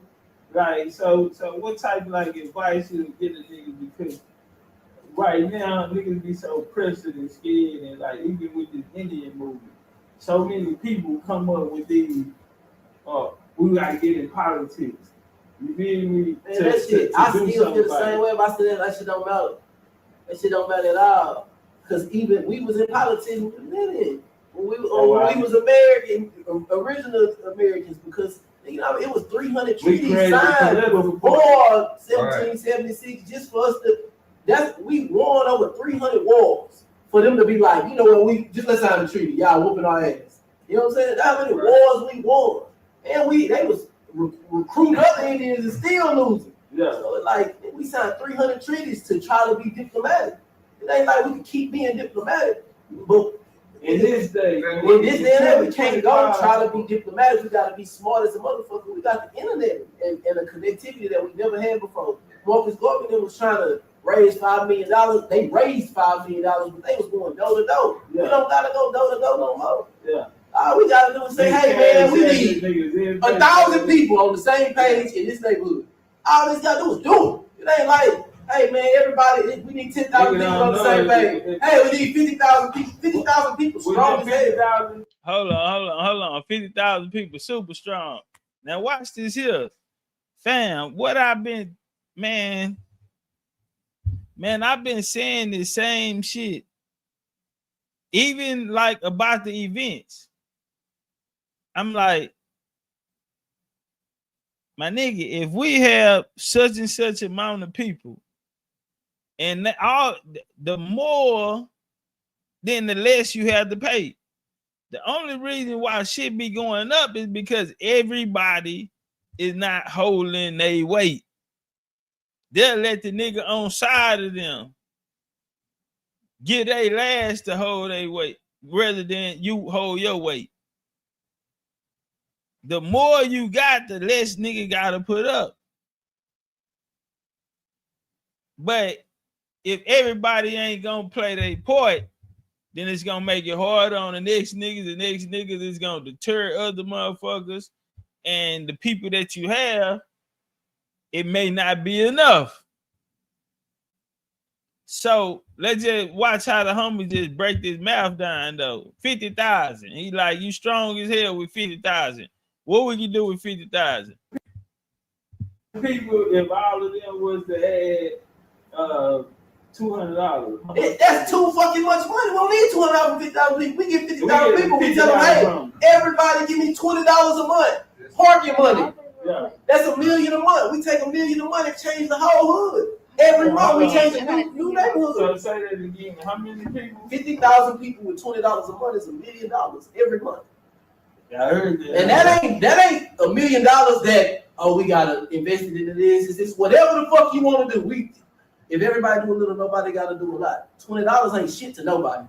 They gonna waste it. But that $1 million a month is not only can we use it to raise credit, we can use it to raise capital, we can use it to invest in motherfuckers, give out grants, rebuild neighborhoods, invest in black businesses, barbershops, churches, schools, hospitals, security, whatever the fuck we want. Yeah. Just $1 million a month for 50,000 people. Now imagine if we got 43 million black people in America, and we got 1 million people a month with $20. Yeah. Now we got 20 million a month. How much damage we can do with $20 million a month? That don't ever end. It ain't like next month we gonna have to. No, it's another 20 come next month. We gotta spend this shit now, or we can save it and do some more shit next month. But we can. Hey, check out. Can we use some flames on that? Shout out to the homie POP. He will be speaking 11/22. That's his birthday weekend too, so we gonna celebrate the homie. But shit be so simple, and it's like, I wouldn't even say frustrating. But it make a lot of our great minds say it's not worth it. It ain't worth my peace. If you can't see how simple this is, like he say, the more you have, the less you have to do. More you got, the less you got to do. $20 a month ain't shit. And you got a $20 million a month budget. Like, your mortgage is paid, nigga. Yo, whatever business you have is being funded through this. Yo, schooling, all of these type of things. We wouldn't have no FDMG motherfucking problems or nothing like that. Umar, he ain't come with a solution like that. He said, give me the money, I'ma go do it. And we seen what happened with that. So this what I've been saying, like, even for the events, like, if we going out overseas, bro, there's no way that it should be, we should spend $50,000. If we are, okay, cool. But the more, the less. Like, for the Fade event, tickets ought to be $5, $10 a piece. VIP section, maybe $50. But since we ain't got that many people that's gonna hold up on their end, the price gotta go high because the overhead is so goddamn high that a nigga gonna have to come out of his pocket and take a loss. And it's like, why are we losing when we have the people? The power in the people. And the nigga say the power in the dollar, but yo, $20 can make $1 million, homie. And it'd be so hard for niggas to see. So people that see life in a whole different way than the average motherfucker, it make a lot of our great minds just say, hey man, it ain't even worth it.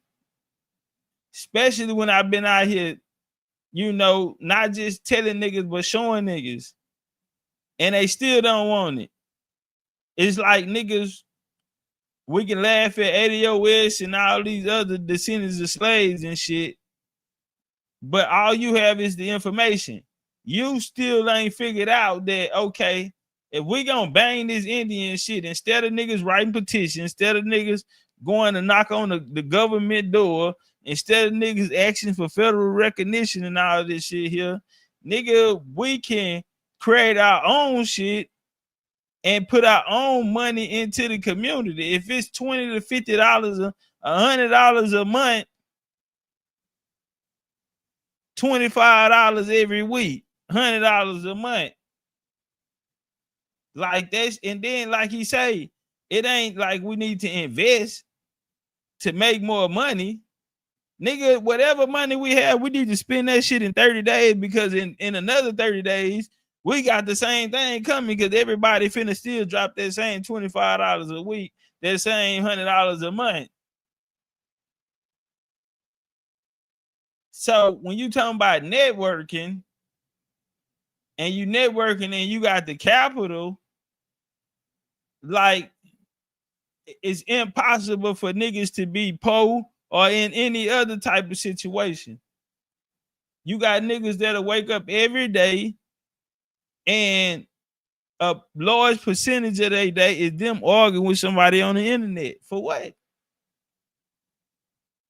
That's why it's a bunch of no-name ass niggas. I don't care how many people watching you, you still a no-name ass nigga. On all of these sites. That's why most of these niggas ain't never did nothing. Ain't never played with no money. Most of your favorite YouTubers, you watch them niggas get rich, and less than 5 years, them niggas was back po. Like, we sitting here watching this shit, and niggas believing in them, and niggas and send niggas so much motherfucking money throughout their YouTube careers or social media careers. They ain't did shit with it. You know? But when we say, hey man, we got a real plan that can guarantee us real results, niggas don't feel that. But you will sit there and listen to some niggas argue about if you from Africa or you from, nobody give a fuck about that shit. When we have a chance to change the whole system. So a nigga crying about the hood being gentrified, not even understanding it's because of your absence and your unawareness of your surroundings. Niggas chunk up their hood, die for their hood, get life, go to jail for their hood, get shot for their hood, all of this shit here, and they have no interest in their hood.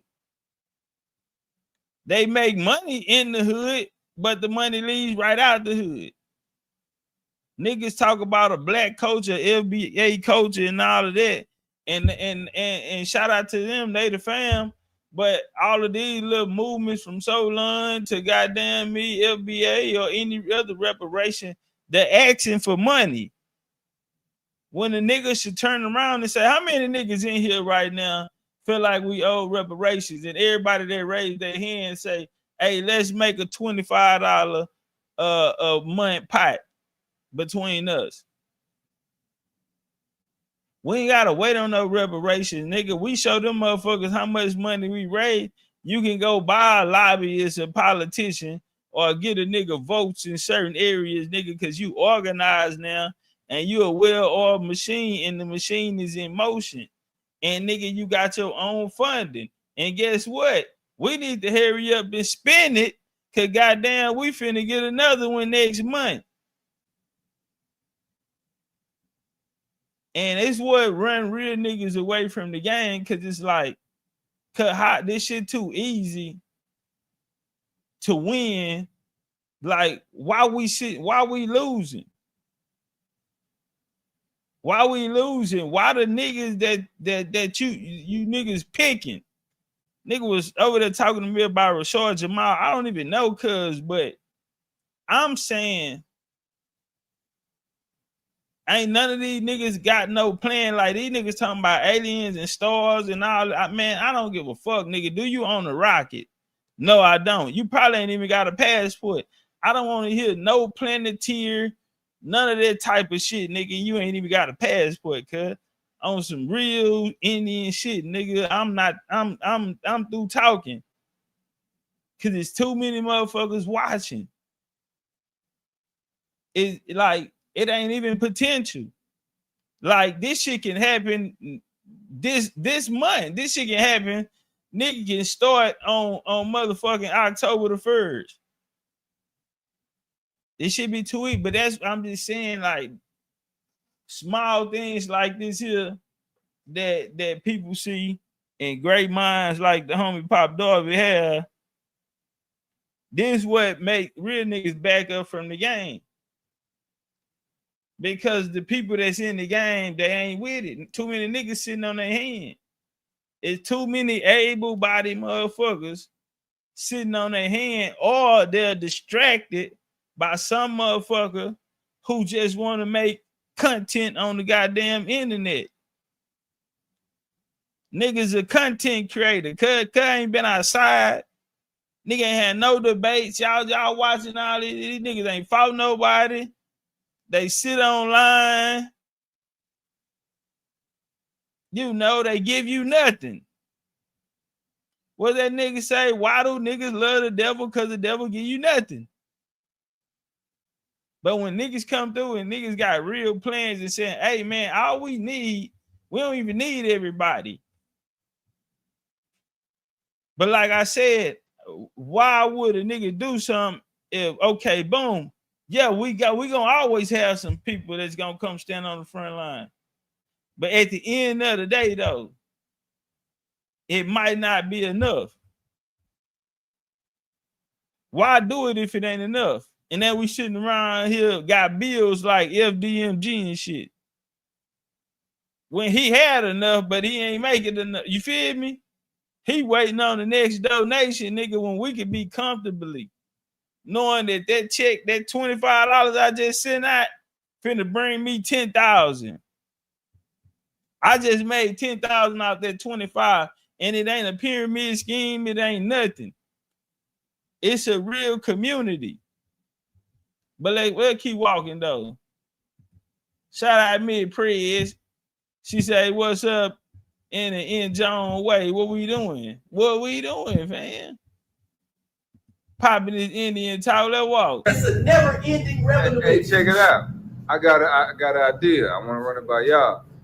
Since we do the genealogy, now what each family representative may put in 100 per family, like the Woolridge, the Smiths, you know what I'm saying, the Mingos and stuff like that.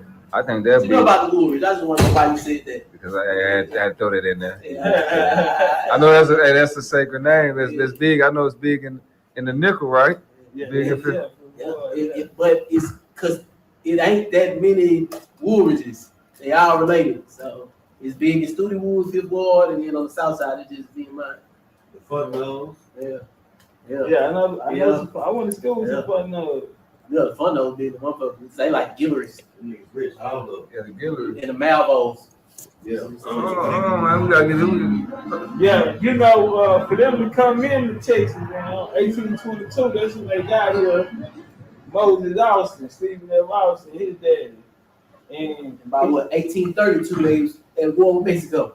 Yeah, well, now before then, because 1822, the war kicked off. Yeah, man, I know you coming down. So, but when he came, man, they only allowed niggas. Man, they coming all the way out of Beaumont, goddamn. I know you coming down, nigga. Paul coming.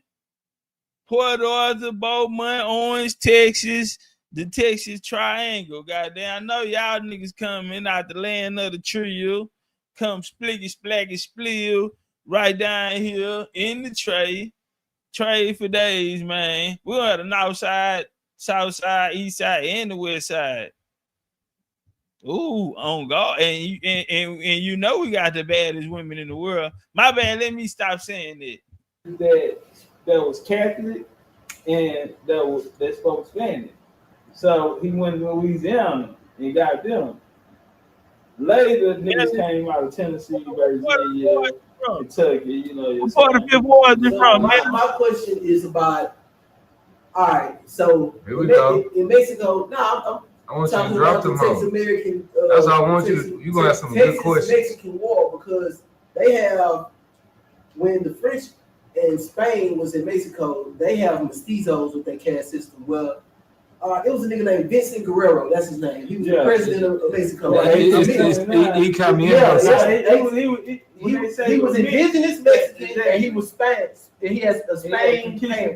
Yeah, so they come from the economy. Well, they pushed the dark skinned Mexicans down. So that's why when slaves and shit was leaving America, they could escape Mexico because they like, oh nigga, them Mexicans, them is real Mexicans. Like, it's ain't no difference in the landmass. The niggas who was in Texas, the niggas who was in Mexico. Yeah, see, but they caste system now. If I say they caste system created where they had to mix a bloodline, because Spain said they wanted to create. They wanted to create a race and gender. Yeah, that's what it felt like. Because 1808, Napoleon. He tried to go with it, and he had a war. That's how they got the fucking Cinco de Mayo. He knocked Charles out the throne and put his brother Joseph Bonaparte on the throne. So boom, when he did that, it made a split. Now you got the Torres, you got Cortez, you got all of them coming down. Now Cortez them is the same Cortez that they say invaded America in 1500. His bloodline is still miraculous. All of them niggas that was there on the front line after the two OGs passed. And then they linked up. So they was the upper class, like in their caste system, but then they linked with the lower class. That's where Vicente Guerrero them come from. After they win the war, these niggas want their same position. Say, hold on, homie, look out, nigga, we would have won with or without you. Nigga, we just fought for this. We ain't finna be nobody's slave no more. Matter of fact, ain't nobody finna have no slaves. And so, that's what got him hit. They hit him the next year. 1829, he dropped that law. They got him in 1830. But the nigga that he put in place, he really was running the shit. He had a nigga on the front end. So was that the economy? And he got him out of there too. You know, the nigga. Or the meaner system. because I know that was the slave system of the Spanish. Mexicans looked like, look, we are the Mexicans. But they still do, because my people tell me it's a little community out there where it's They did an election on Seminole Village. No, not the Seminole Village. That's the people that came. It's some shit where they had to fight it with Napoleon them. Well, see what everybody else started it. They tried to attack indigenous vision.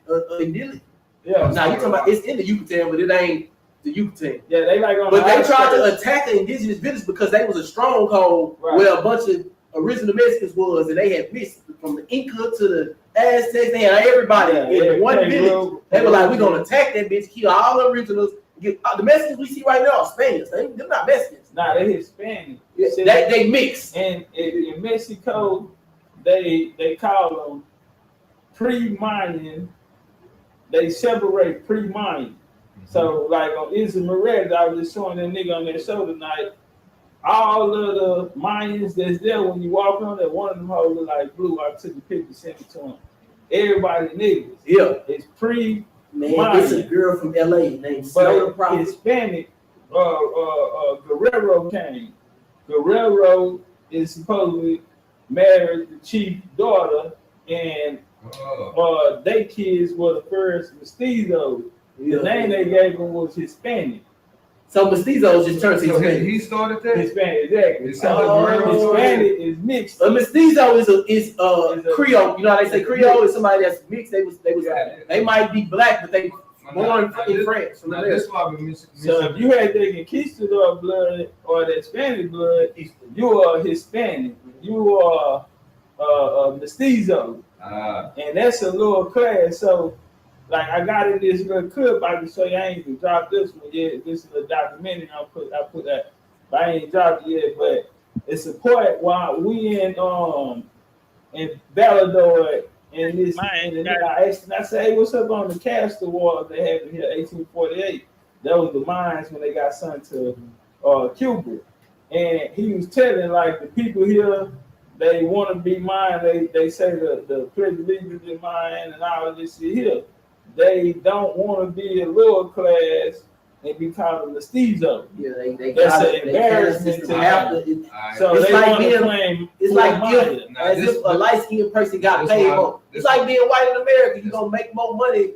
You're gonna fit in society. Shit is gonna be a little better for you as long as you ain't a nigga. So even indigenous Mexicans was niggas. It's called the Mina y Camiendo slave system. The Spaniards created. So they migrated down. It's crazy. I ain't know this. They migrated down to Cuba, and they migrated to Louisiana up to Texas.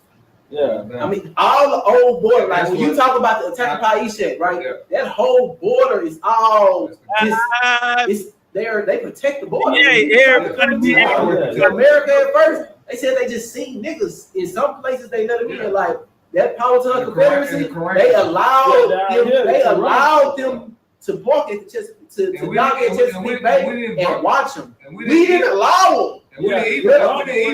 North Carolina ain't even let them get close. They started throwing shit. Hey, but even if we go like in Galveston, they got the mural of Esteban getting off the boat coming. We got nigga got a feds on and everything. Well, the Caruncle was kidnapping. Yeah. And then we got the source of Caruncle was the nigga. They were barbecue. Yeah, that's how they did. What's the nigga name from the Public movie? They tried to act like he. John Smith. They kidnapped his ass, took him blindfolded, drove him deep into the land. Hey, break it down, and he tell him, break it down, man. Break it down. Oh, but look, this is what I'm about to say about the girl, Snow the Prophet. She raps. She from Mexico. I mean, not Mexico. She's from LA, but she deep in like Mexican shit. So, but I'm talking about a Moctezuma online, and you know the picture of a Moctezuma, he looked like Mestizo. Nigga, this nigga look like Scottie Pippen, bro. He is. I know the one. Man, the nigga look like Scottie Pippen, bro. Yeah, I remember tagging in she sent me. She sent me. They was going off on my bag. Hey, y'all, this VA 804. This the homie that made that crown I got on right there. I don't even wear it. I think I wore it probably like 3, 4 times. I don't even wear it. Cause that's my baby right there. That hoe there going in the museum. She sent me a picture of her daddy, straight Mexican, look just like Scottie Pippen, nigga. Yeah. Yeah, see, but see, they don't never want to show us that their council. See, we be beating them up. Now break down the Pocahontas, and then we'll segue how we be beating up a lot of them. But the Pocahontas, what you got power, you don't know what you got. Your lineage, everybody can't do that, bro. We're the only people here that can go that far back. But he broke down the Pocahontas. Can too, because a lot of people, bro, they be thinking all black we the people only here were people. slaves. Them niggas were freed in the bitch. But how they give us is the Pocahontas myth, and he bust that shit up. Yeah, it's something I call and he took some shots, but he ate all the hoes. It just means like what they gave. So I know you heard of the Mandela effect. So that's what I was talking about yesterday. They be trying. People act like they don't understand why the Mandela effect is so hard. That's how they do everything. What the Mandela effect is. Say for instance, if you see the movie Kazam and Shaq is one, and what's my boy name? Sinbad is one. They act like the Sinbad one don't exist, even though it clearly exists. Niggas have seen it. They just nobody will agree that it exists. Yeah, that's how they do history. Same thing with like Fruit of the Loom, and one of the Fruit of the Looms used to have a cornucopia. They be like, nah, Fruit of the Loom they had no cornucopia. It's just straight fruit. Nigga, I got old drawers. This cornucopia on this bitch. Why y'all lying? That's how they change history. They make you believe that what you know ain't real. You know what I'm saying? In real time. Yeah, like they do it while we're alive. Yeah, so our kids will think that shit is the truth. But right now we can argue it. But the next generation ain't gonna have no argument because they never saw it. That's what happened with the story of the Indians. There you go. You hear me? That's why everybody grandma was telling them we Indians. Like you know what I'm saying? But now niggas is like, I remember my grandma used to say it. Like Keith brought up him fucking with the dude from the Black Farmers. I see in the 80s, the Black Farmers came with a claim saying, hey man, we lost over 6 million acres. Ooh, shit. So now we didn't got enough families together and everybody got their calculations. We lost over 6 million acres. Well, they counted that. The U.S. counted it and came back in 1989 and created H.R. 40 and said we're going to explore reparations for enslaved Africans. They took the focus off of that. But what made me think about that is that the people who were making the claim, they in their 80s, they in their 70s, they in their 60s. They waited 40 years to come back and revive it. Yeah, for the Joe Biden and Kamala Harris, they brought back HR 40. Sheila Jackson Lee was alive at the time. Right. That's my grandma, homegirl. You know what I'm saying? Like, my grandma was locked in. You know, her shit right there in Field War. You paid the church on lounge, building abandoned, but that's her station. That's her post. She ain't even know. Yeah, so Lions of Waco. There you go, Lions of Waco. Yeah, so, but Sheila Jack, they counted it. Instead of keeping the concentration on the land, these motherfuckers took the land and said, fuck the land, we give you reparations and the payment for slavery. But we got to do an investigation for it. That bitch took 40 years, all of the others died off. And now we don't owe nobody nothing because we can do the Mandela effect.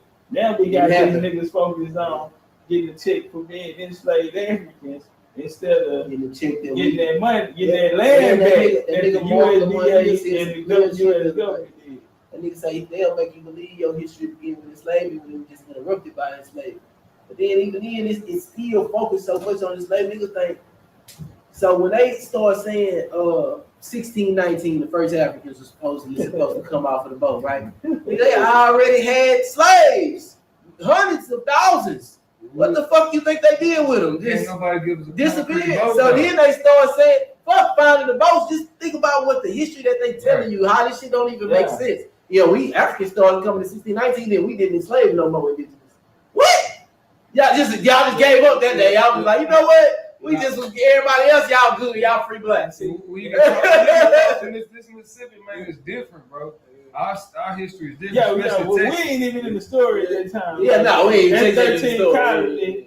Yeah, that's 13 colonies. So the first settlement in Texas was 1812 in Galveston.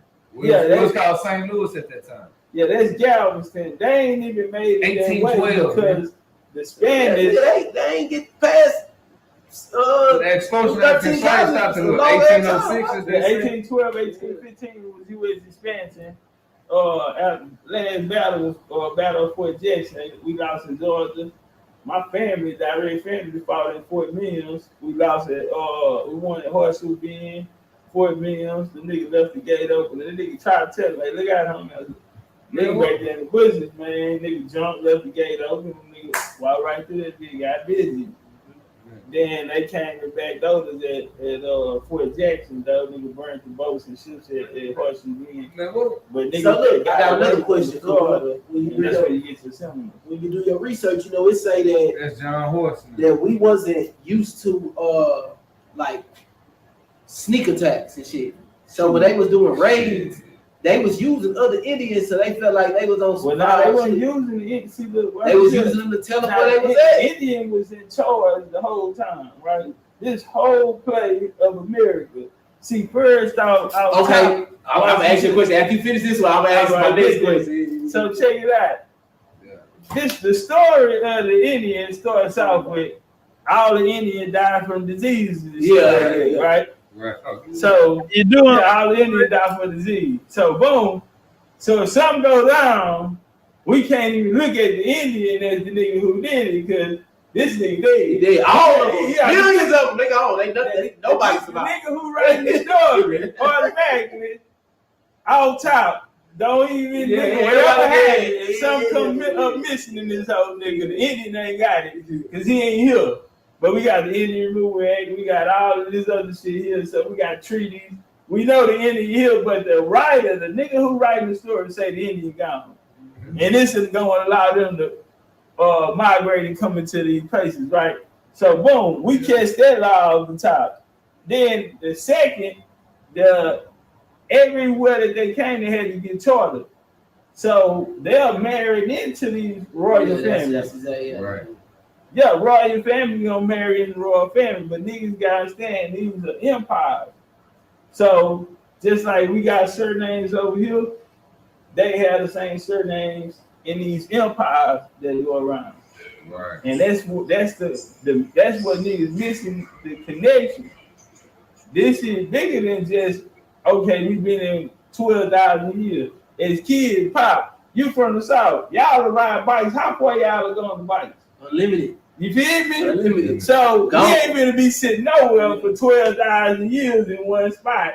When we got niggas like us as kids, you can't, you know what I'm saying? We gonna explore. Around to the east and south side. We finna go. We gonna get ahead when we get home, but nigga, we gone. We knew how to cross the pipes and get in the Denver Harbor to cross the tracks and get in the field war back then. So it's like them type of shit. So it's impossible to think that a nigga just be in one spot this long. That's not a civilization builder. So yeah, but the nigga who wrote the story, the only nigga can write you out of history will be a nigga that know everything about you. And you know it makes sense. I'll just listen to the story. Now hold on, watch this here. Watch what I just said. It's impossible for a nigga to write you out of the story. If a nigga didn't know you, then he'll miss some shit. That's what I'm trying to say. He wouldn't know certain shit. So the nigga who wrote the story had to be the Indian. If the Indian got wrote out, then because he off top he let you know, nigga, I'm dead. So nigga, anything go down, it wasn't me. But the story goes on. The story go on. Like Moses died in Deuteronomy 2. Nigga trying to wipe his hands. But the story goes on of the first 5 books. Moses dead and the nigga still right. That type of shit. Let's correlate what you saying. Yeah, the Indian nigga did this shit. The story of Atahualpa. This the Incan, the Spanish version of the Incan invasion, the Spanish version of the Incans. You know what I'm saying? You know, they say they had a trading system that go from North America all the way to the bottom of South America. You know how far a nigga would travel? Man, listen. But most of it is land. They don't have to go through too many canals. We made the canal. We gonna bust it down. They don't have to go. Niggas be thinking this shit is separate. That's why this city for a reason. This was the Bayou, but Atahualpa had beef with some other people. So he just utilized. You like Cherokee? Or you talking about England? Yeah, Atahualpa. That nigga had beef with like another one, another chief. another chief from not too far. Hey, you come to the age, huh? Spanish to go take over them niggas. Right. But he really was empowered. But it correlates with like nigga writing it. Hey, when it like somebody the Incans did it, but when you really do the Spanish did it.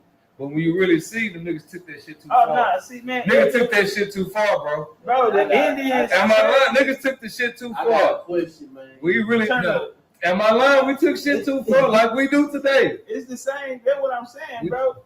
Ain't shit changed. What happened back then is the same shit that's happening now. My question is, when do you think we lost control? Now, hear me out when I say lost control, right? You get all the way to, let's say, 1619, we allowed them to be able to come with inside of the Powhatan Confederacy in Northern America, Northeast America, the 13 colonies, right? Now, we go from 1619 all the way to the 1800s. We only get their story. We don't get our story, right? So at what point do you think we lost control when it come to in 1776, they supposedly signed shit. They were still having treaties being signed that were allowing them to come over from the Indians. So when do you think we lost control of our story where they could say George Washington is the first president, but from 1776 to 1786, it was a black controlled nation. All right, boom. So off top, when we speaking about niggas like Powhatan, it's so many tribes. 30 tribes inside his tribe. Yeah, from Virginia all the way up into Canada. Niggas called Powhatan. Because the British ain't make you change your name, they make you change your customs. You ain't have to change those. The question is, the answer is this. What we think of is British is really the Indian. Because that's who they having agreements with. Queen Britannia. They're not making agreements with America prior to. No, are you talking about Queen Britannia? Watch this here, y'all. Look, this is my, because it's going. I'm trying to let you dig into it, because now when they're signing treaties, their treaties are all with Britain. Right. Okay, continue. So now you got the Britons, which is the empire. That's why the Jamaicans fought in Ghana. Why they went and told the niggas ass up in Ghana in the 1700s. They were part of the West Indies regiment. The West Indies go all the way up to the Carolinas. That's why the Yamasee were a part of it. And damn now every nation, like I said, the West Indies on the old maps go through the Carolinas too. So boom. Start from the Caribbean and just go straight up. This is so when we talking about, they give us names like British, French, Spanish, but they talking about a lot of people, but they just using different terminology. Even with the Powhatan, and that's some Masonic shit. But the real story is she had a child. Her child was Francis Bacon, the nigga who gonna write the book Atlantis about the migration coming to the New World. Now these Bacon's big. That's Nathaniel Bacon. That's kinfolk. Okay, now hold on, because you with me, because we can trace their bloodlines still in Virginia, but they're British. They'll write it down. He British, but this niggas ain't running around Virginia. These are niggas who created the government body, the Virgins. And now this shit here, that's in Virginia. Nathaniel Bacon, the nigga he fought with his cousin. They was fighting over the Doge Indians. The niggas stole. Hey, y'all probably ain't catch that. That nigga say they telling us these niggas are British, but these are generalized terms that are placed on certain geographics where certain bodies of people were. What I'm saying is France, Britain, Portugal, Spanish, you ain't got but a handful of them motherfuckers. And across the map, you're going to see territories where that same name is going to be placed on, or it was under this occupation. But it's a generalized term. It never tell you who the people are. So if we go in and look to see who the people are, we find the Stewarts. We find the Bacon family. Like he brought up the Bacon's Rebellion. Nathaniel Bacon. And he's going to be family with Francis Bacon, the nigga that wrote the King James Bible. So they telling us that they British, so we thinking these niggas are in Britain. But when we block the generalization and we say who are the people and we start going to their bloodline, the nigga they running around Virginia, the whole goddamn family. They not running around England. The Wars, Queen Anne Wars. She's a Stewart. You ain't got no Queen Anne Wars in Europe. King James, he's the king of Europe, right? Ireland, Scotland. But they ain't got nothing for King James in the UK. They got something for St. James. James Street in London does not connect to James Stewart. It connects to St. James. So, but when we talk about these kings and queens, they got wars, they got places, and their bloodlines are here. Bars.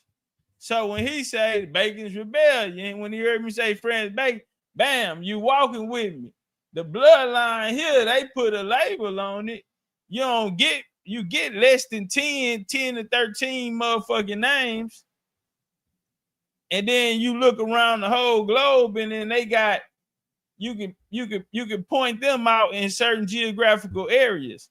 And then they gonna just generalize the term no different than how they did Indians. You in this area, you this. That's under the Indian law or for the Indian government. But for the U.S. side, they use the terms such as Britain, France, and all that, so on and so forth. If y'all catch what I'm saying.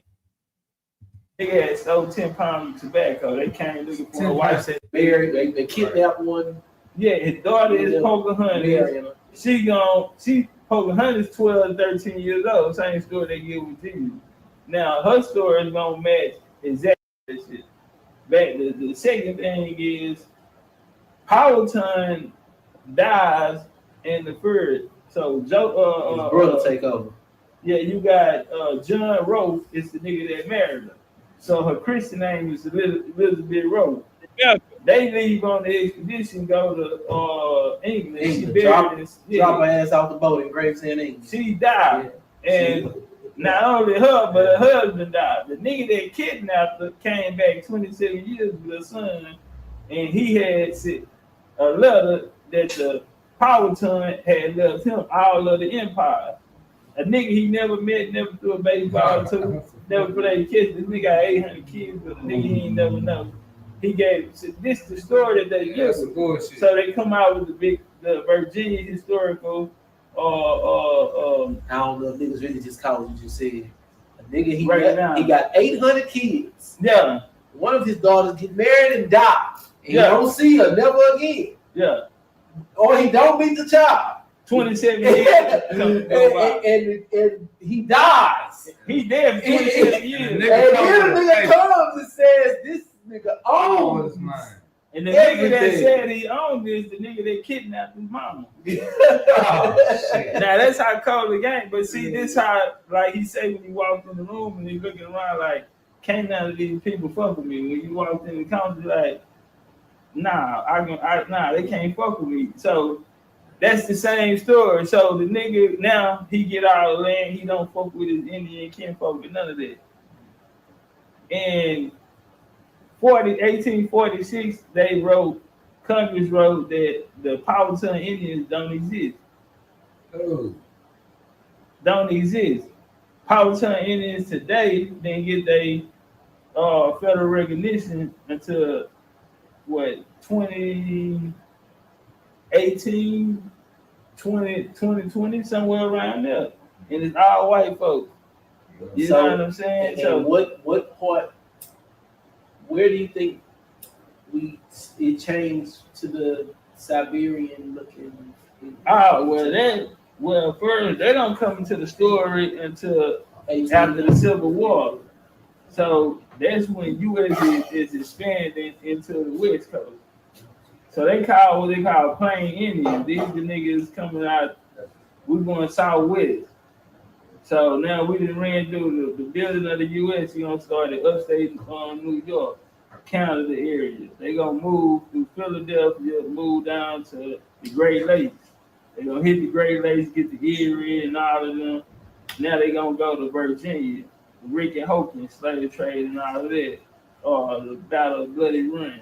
That's when the power turn really got overtaken because you had Queen Karakuski and she gonna marry another nigga who was a European and he wasn't an Indian, but he had a lot of money, so the nigga, you know, he had king status. But they ended up downing him anyway. Queen Karakuski, the one who signed for them to come in, they ended up taking her powers and murdering her arm, taking them to slaves after the Bacon Rebellion. So they got took over. Far as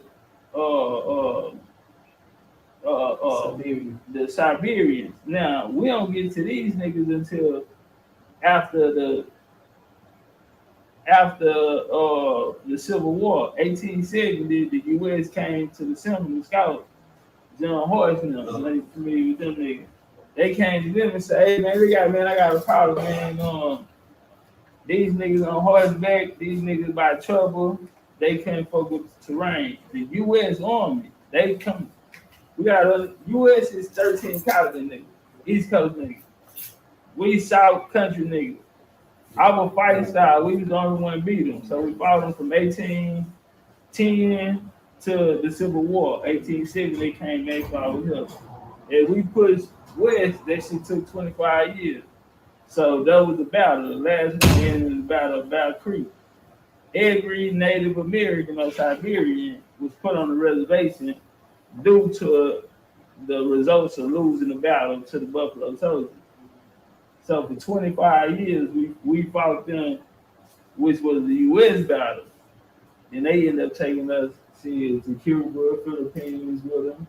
World War I, World War II. You feel me? Right? They made us take over the whole motherfucking world. So so I can't say we never lost it, but that's when they come in the story called Plains Indian. In politics, the first time the U.S. offered them any type of status was 1922 through the Naturalization Act. Then you get 1924, you get a lot of them coming in. But they're going to come back in 1934 with the Reorganization Act, which means that if you're going to be a tribe, you're going to be signed up similar like what LBJ did with the 501c3s and shit. He tell the churches, hey man, no kickback, you know, whatever you make, that's you know, and they create the non-profits and all of this. So that's the same type of system that basically that they use, you know what I'm saying? So you get the Reorganization Act, and we're gonna run it like the U.S. government. So whatever treaties and all of that shit stop. Y'all gonna elect the chief instead of it being by bloodline. Because if it was by bloodline, then I'd be the chief of the tribe. Yeah, because my family, I'm good. I can show all the way up until the 1910 where my family was still fighting for, you know, we still was chief. But after 34, they reorganized the tribe. That's why a lot of these tribes changed their names. So like a guy named like William Keeler, he's the first elected. So it go now you got a charter, just like the charters of Virginia, you know, the British and all them motherfuckers that when they came to Virginia, they got a charter. The Plymouth Company got a charter, Massachusetts Company got charters. Well, now they come back with the reorganization where you can open a charter, and this is what white folks did. That's why you talk about $5 Indian. And they correlate with white folks ain't $5 Indian. White folks own these charters to these tribes. Yeah. So right now we can put up a nigga named William Keeler. He's the first elected chief of the Cherokee. Cherokee government put it up in 1794 to 1907. That's the Oklahoma statehood. William Keeler came in the 20th century and became the first elected Cherokee chief. And he's a white boy. And we can go through every other tribe, and all of them are white folks. They own the charters to these reorganizations. Then they come back with the termination clause, saying, fuck it, we're not giving none of y'all no money, because this is a project for them and for Howard Taft, 27th president. You can let the time go by so much where people waiting on shit to the point where you don't gotta get to them no more. They done got old. Well, it's a takeover now because we got different things going. Cuba, you know, Castro them, they took over the casinos, not rocking. So this was the Jews. We need to operate outside the jurisdiction of the U.S. So you get the Hard Rock Seminar, which is tribe.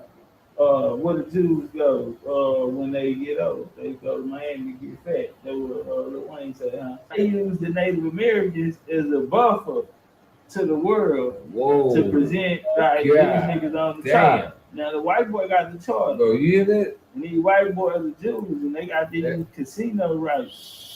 Whoa. Tobacco, all this shit here. Whoa. We outside the FBI, nigga. We alcohol and gambling. Outside the U.S. jurisdiction, so it's political. So that's why it's started in the city. Hold on. You realize how powerful, like, you just connected.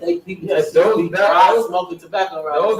Really addicted to tobacco, but that's what this whole built on. Yeah. That's why my grandma used to smoke them all. Yeah, you look on all the ancient pottery, you see them smoking blunts. Hernando de Soto say, man, he seen black Indians with goals and they were smoking tobacco stuff. Going to peace pipe. You know when you come in, you in a nigga with a cheap nigga, you gotta, peace pipe. Hey, now I need to holler at you. We gonna follow up. Break down your truth. Yeah, he gonna let you go and get on it first, then we'll talk. Yeah. Go on, hit the wheel. Relax. You feel me? Yeah, relax. So, but that's the play right there. That was the whole play, like right there. You know what I'm saying? There's some people been asking me, man. Hold on, don't get my bad. But the term, once they term came back with whatever for the motherfucker called the Termination Act, they took all funding to these niggas and made them come back. Now this for all the niggas that ain't, cause everybody ain't get a charter. Niggas like, I'm running on old programs, what we've been doing. Right. Well, fuck it, I'm taking all of the money. Now you have to come to the table and reorganize. And when they did that, now they hit us with, you got white flight, you got the Great Migration, and now they're busting these Indians out to these they're getting them off the reservation. They're moving theirs around. Why you got in the late 1800s, you got so many from South Carolina. They got a big prison. They didn't have the ability to compete. They didn't have the numbers. So now you do a controlled migration, a population of people, and bring them in, and now you overdose, your opponent. You feel me? And so it was a political strategy.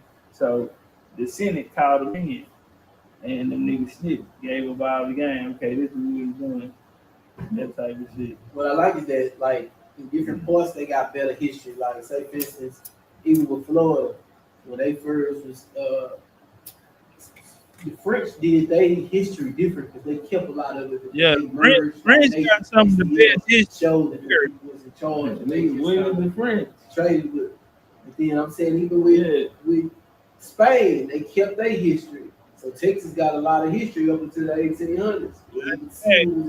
See, we was let's watch this. So the Stewards was fighting the y'all Franks, seen right? the game? You ever seen the Game of Thrones? Yeah. They were battling for 7 thrones, right? To bring all of the crowns together. France, Spain, you name it. You see what I'm saying? So now these are names that's going. It ain't coming with a population of people or nothing. It's just generalized. We not understanding that we are those people that they talking about. They just place these names on them. Like I told these niggas, like, nigga, we spoke English. Why you say that? Because, nigga, you speak with you speak in the house. So if you know your grandma, nigga, and you have a conversation with grandma, then your grandma knew her grandma. She speaking the language that her grandma spoke. It's easier to them niggas would have to go round up every nigga in America and change his language one by one. I've never read nothing about that in history that happened. All right, so then if that ain't happened, the thing to do is let the nigga keep the language and just call the language what you want to call it. Change the name of it. It's no different than them coming and misclassifying niggas. What you think about Creole? So hold on, watch this. You didn't catch that. I got another question for that. So, okay, y'all niggas speak the language y'all speak. Right. I'm just gonna come back and change the name of what that language is. You can keep it though, cause I can't catch all you niggas. I ain't running in the mountains after your ass niggas. I ain't jumping in the bayous after you niggas to change the name. How long do it take for a nigga to learn a new language? You know what I'm saying? So nigga, you speaking the language. So if I say I'm finna go to the store, but then when I go to school, I have to put that in there. I ain't feel like getting up. You know what I'm saying? You go to school, they gonna say, you feel me? This is what I'm saying. So if we spoke our own language, and if we ain't want to that's easily believable because you know a lot of places like say in Africa they might have a nation that speak 3 or 4 languages. Easy, everybody there. You speak to a 7-year-old, he speak 2 or 3 languages. You know, because real to get any type of benefits, or nigga, you rock out, you know how you want to, but you gonna be in this jurisdiction or you gonna be in the U.S. I've never thought about them created the Constitution. Back though, the Cherokee government created there at the same time, 1794. So the Cherokee, that's why they have the most and they the largest. And Oklahoma is Washington, D.C. You know, just to them, Oklahoma for Indians is Washington, D.C. But you got the Great Lakes mixed with Canada, the First Nations, and then you got the Southwest, which is the poorest, because they don't have agriculture, none of that type of shit. They ain't got nothing to bring to the table. But that's what I'm saying. Like the shit, the Mongolians, they don't come in. We took them niggas to boarding school. Everything they know they learn in boarding school. From they dance, they dress, Haskell, and first in Carlisle, Philadelphia. They left there and took them to Hampton in Virginia. Where it's a picture where shit, we the teachers, the students, and you see the Native American niggas standing there. You know, we built it Fisk University. All of this shit here. They later turned HBCUs. It's created a black not civilized, like not American. They created some African presidents in one of them countries. They were sitting Liberia. They were sitting people over there every couple of years. That's the black president. What you know about General Dowling? General Dowling. The name. We on Emancipation. That was Dowling. Oh yeah, Dowling. I don't know too much, but man, this is nigga named Bo Lee, old school nigga. Old school, I gotta get with him. He was telling me his history of Dowling though. Fans, motherfucker used to be called Big Dowling. Show. Yeah, they say called it Black Vegas, man, the Harlem of the South. Yeah, you can see the pictures. The pictures from the earliest pictures. I like some shit from some drones and shit from the early 1900s, but they got the 30s and 40s and shit, shocking rocking. They was having a Harlem Renaissance, nigga, Dollar was rolling. Yeah. They had a club out here. I can't remember. I know that the dude that owned it name was Pittman because his great grandson is my homeboy. Right. So all the people would tell me about it. You know, right here. Yeah, they here. But the club, my great grandma owned the club. But no, my great grandma owned the club because my great grandma worked there, and my grandma cousin Cat, who's still alive, she worked in the club and she got pictures working in the club. It was in First Ward. Yeah. The First Ward was the wards wasn't they were the First Ward, but it was no freeway. Yeah. So it's just it's just they came a black community. So when people look at Freemantown, they think Freemantown is 4th Ward. Freemantown is just the business district of all the wards. Yeah, and they used to tell you know what I'm saying? Like Dallas Street and all that shit. They was like, my grandma like that shit used to be the livest because they go down there. Think about it like this. During the time when the Negro League started, they had the best baseball field in Texas. Yeah, the white boys had to ask if they use it to play on the baseball field. Yeah, and they said we had to. They said they ain't never seen fields.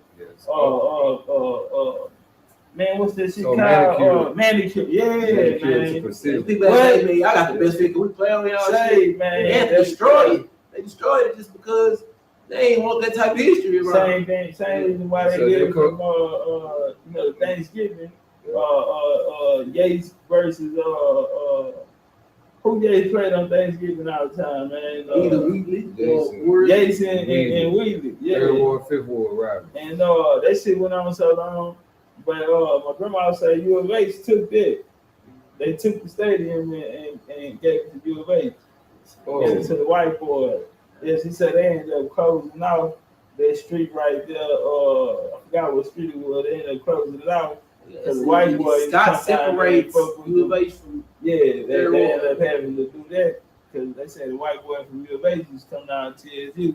Them niggas out there rumbling everybody every day. And some nigga named Theophilus, he was a Black Panther. And they came out there and said they had a blunt on it, some marijuana, some drugs on it. Yeah, that nigga like 70 years. Yeah, he's be out there on TSU. Yeah, that's a story like how Fred 70 years? And he's 70 years. Fred Hampton got killed on Emancipation in 1971. Oh, good. Yeah, he was a Black Panther. He was the chairman of Houston. So when Carl Hampton got killed in Chicago, Fred Hampton got killed. This brings back when we went to see the monument of Sam Houston when you broke it down. Now this makes sense of why Sam Houston was so influential with coming here. Wanna know why? I found out. I was on my E-Shake line.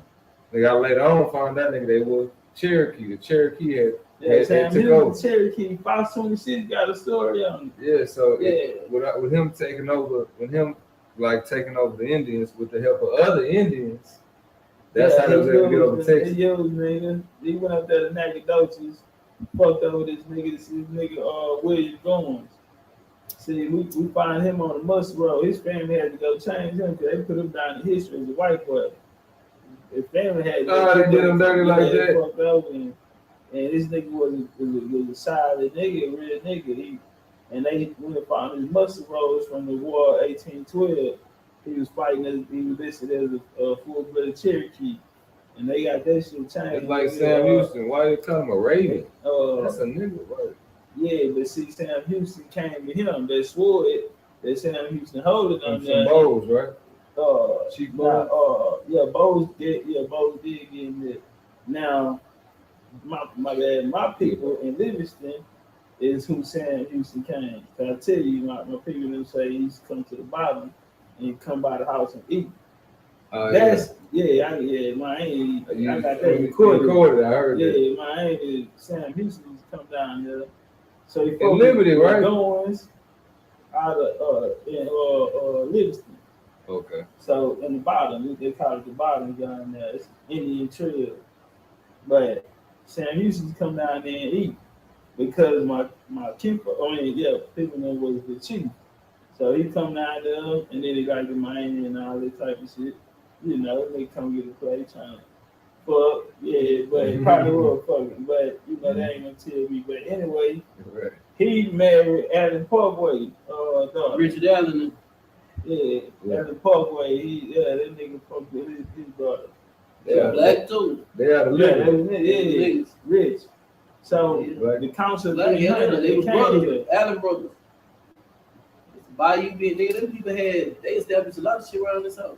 Man, my grandpa was the richest nigga in Harris County. And Thomas Beck. I don't know if y'all know who Thomas Beck is. He was with him. Yeah, he was with the Allen brothers. That's my cousin Asia. Her name Asia Beck. That's her great grandpa. See, if you walk in the civil courthouse downtown, it's a picture up there. and it's three niggas, three people on the picture, and one of them my grandpa and his brother. Yeah. See, that nigga was Stephen L. Austin physician. He was with the Council 300. They adopted him. Them niggas, they got the order from the Spanish. Moses Austin, when he died, Stephen came and he got it. Brought his niggas in. And he brought my grandpa, who was the richest man in Harris County at that time. They created Fort Benning. Fort Benning and Frostbank. Oh man, hold on. Now you talking some deep shit. Yeah, what's up with Sugar Land? You gotta change time. The Sugar Land, you go down there, that's what most of the plantation is in. Nah, it's good. It's good. Man, that fertile land out there, man. What's up with that mass grave? That's where the battles went on there. Yeah, Sugar Land was the battlefield. Yeah, all of them was what the great land. It's a fort. So they said they called them. They found like 14,000, a few thousand bones or something like that. You see them, because think about it. They said they were African. Sugar Land, you gotta. They called them African. So it's right by my house. It's a mural. They built the whole neighborhood. We need to go out there and make some content. Right there. So the Fort Bend is where they have and those were your so they know about it. Those were your barbecue masters too, though. I gotta give it to when I do the history on the Karankle, they were really heavy in the Sugar Land area. Yeah, really. That nigga went through there. That nigga Santa Fe burned down that nigga farm. Yeah, they came to the living. So what's your belief on the Tartarian civilizations? Man, that's what we just doing. Man, put that bitch on the movie, man. Man, this was live. What movie is it? Brother Rich. Oh, YouTube. That's what we talking about. Oh, YouTube. That's the name of the movie. Oh, that's live. See, we right don't know. All right, we can cut. We can cut. Yeah, we got. Appreciate that love. Hey, man. Just a couple H-time players chopping game, man. Yeah, Sugar Land is Fort Bend. Yeah, that's what we were saying.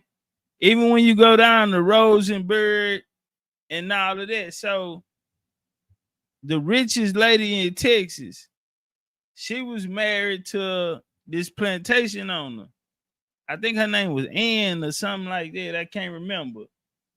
But when he passed, the state of Texas went after all of their estates.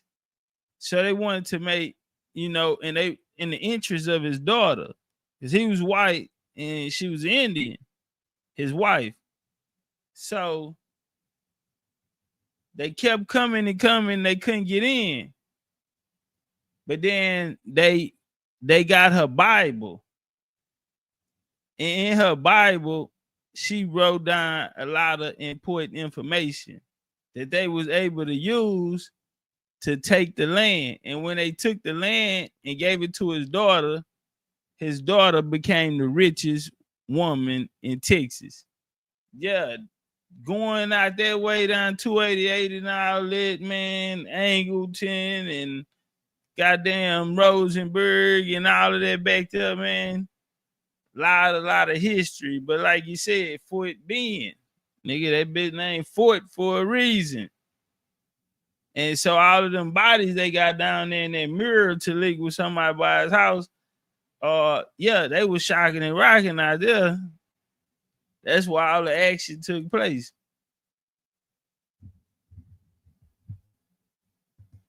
Man, get y'all tickets, man. Come out and fuck with us, man. We getting faded. They can't fade us. Get your tickets, man. Vendors. Friday, we're gonna start sending out the joints for the vendors. All vendors who want to sign up, we're gonna have all that figured out. So y'all pull up, come get that. Platinum pack still $200 if y'all want them hoes.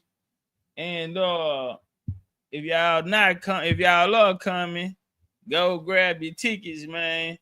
Tomorrow I have an update on what we spoke about at the beginning. You did, for as you know, the venue. You know, like I said, we're looking at the Ava Center as well, you know. Taliek Soul Food, he got some, you know, connects, he got some plays. The homie POP, that nigga, that know everybody. So, and then it's his birthday weekend, so we gonna make it real special. We got a few more birthdays that month, so we're gonna celebrate everybody's birthday from that month. You know, so tomorrow I'm gonna go out and I'm gonna look. We already got a place locked and loaded, but if we can get something more grander, you know, more historic, we're gonna need space.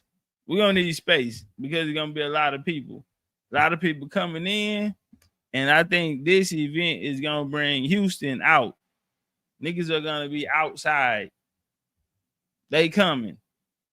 And so yeah, man, grab your tickets, man. We will have Friday, we'll have a way you can donate. The homie Geechee wants to know if you donate. Goddamn Cash App on the screen if y'all want to donate.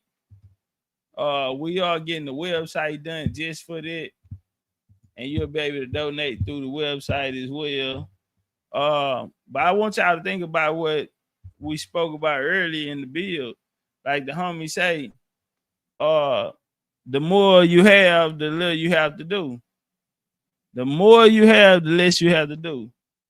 You feel me? So the more people we have, the less this shit'll cost. You feel me? And that's not just, it's the more people that buy in, because man, we get thousands of motherfuckers that watch it. So if 500, if 1,000 niggas really locked in, like we can build a whole world. We ain't fuck a recognition or power, no disrespect, or any of these type of things where niggas feeling like you gotta be, this what makes you an Indian. You know what I'm saying? So, man, I hope y'all appreciated the bill, man. I appreciate y'all company. Y'all already know, long we got each other, we don't need no motherfucking body else. Biggie and John, we out this bitch. It's not enough. Few solid niggas left, but it's not enough. Few bitches that are really step, but it's not enough. Say you bigger than myself, but it's not enough. I get on their ass, yeah, somebody gotta do it. I made them niggas mad, yeah, somebody gotta do it. I take the G-Pad, yeah, watch a nigga do it. We survived outside, all from the music, nigga. What are we? They like, what he on? This the Alpha and Omega, bitch, welcome home. This is not a song, this is a revelation. How to get a nigga gone. I need you a man, baby. I don't understand, baby. Pay your bill and make you feel protected like I can, baby. Teach you something if you need correction. That's the plan, baby. Don't put your life in the way, nigga. Baby, wow.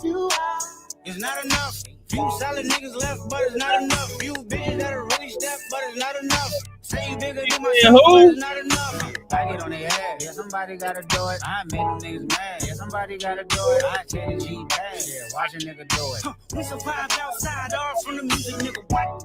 Hey, turn this TV off. Ain't with my type activities, and don't you get involved. Hey, what? How many shit I seen? Send them off. Take a risk or take a trip. You know I'm tripping for my dog. With a couple sergeants and lieutenants for the get back. This revolution been televised. I fell through with the knickknacks. Hey, young nigga, get your chili up. Yeah, I meant that. They black out if they act out. Yeah, you know I'm tripping for my dog. Don't you get involved. Hey, what? How many shit I seen? Send them off. Take a risk or take a trip. You know I'm tripping for them Indians. Tripping for my dog. Who you with? Couple. Who you with? A couple Crips, Pyros, GDs, and Vice Lords. Sergeants and lieutenants for the get back. This revolution been televised. I fell through with the knickknacks. Hey, young nigga, get your chili up. Yeah, I meant that. They black out if they act out. Yeah, I did that. Hey, what's up, though? I hate a bitch that's hating on the bitch and they both hoes. I hate a nigga hating on them niggas and they both broke. If you ain't coming for no chili, what you come for? Nigga feel like he entitled cause he knew me since a kid. Bitch, I cut my granny off and she don't see it how I see it. Yeah, don't hurt nobody, bro. Big idea, send him to the moon. That's just how I feel, yeah. 11:22. Not enough. VCU. But it's not enough. You big that are really step, but it's not enough. Say you bigger than myself, but it's not enough. Are we really sure that our love that lasted for so long still endure? Do I really care? Hey, hey, let's talk about the distractions. Go head on elsewhere.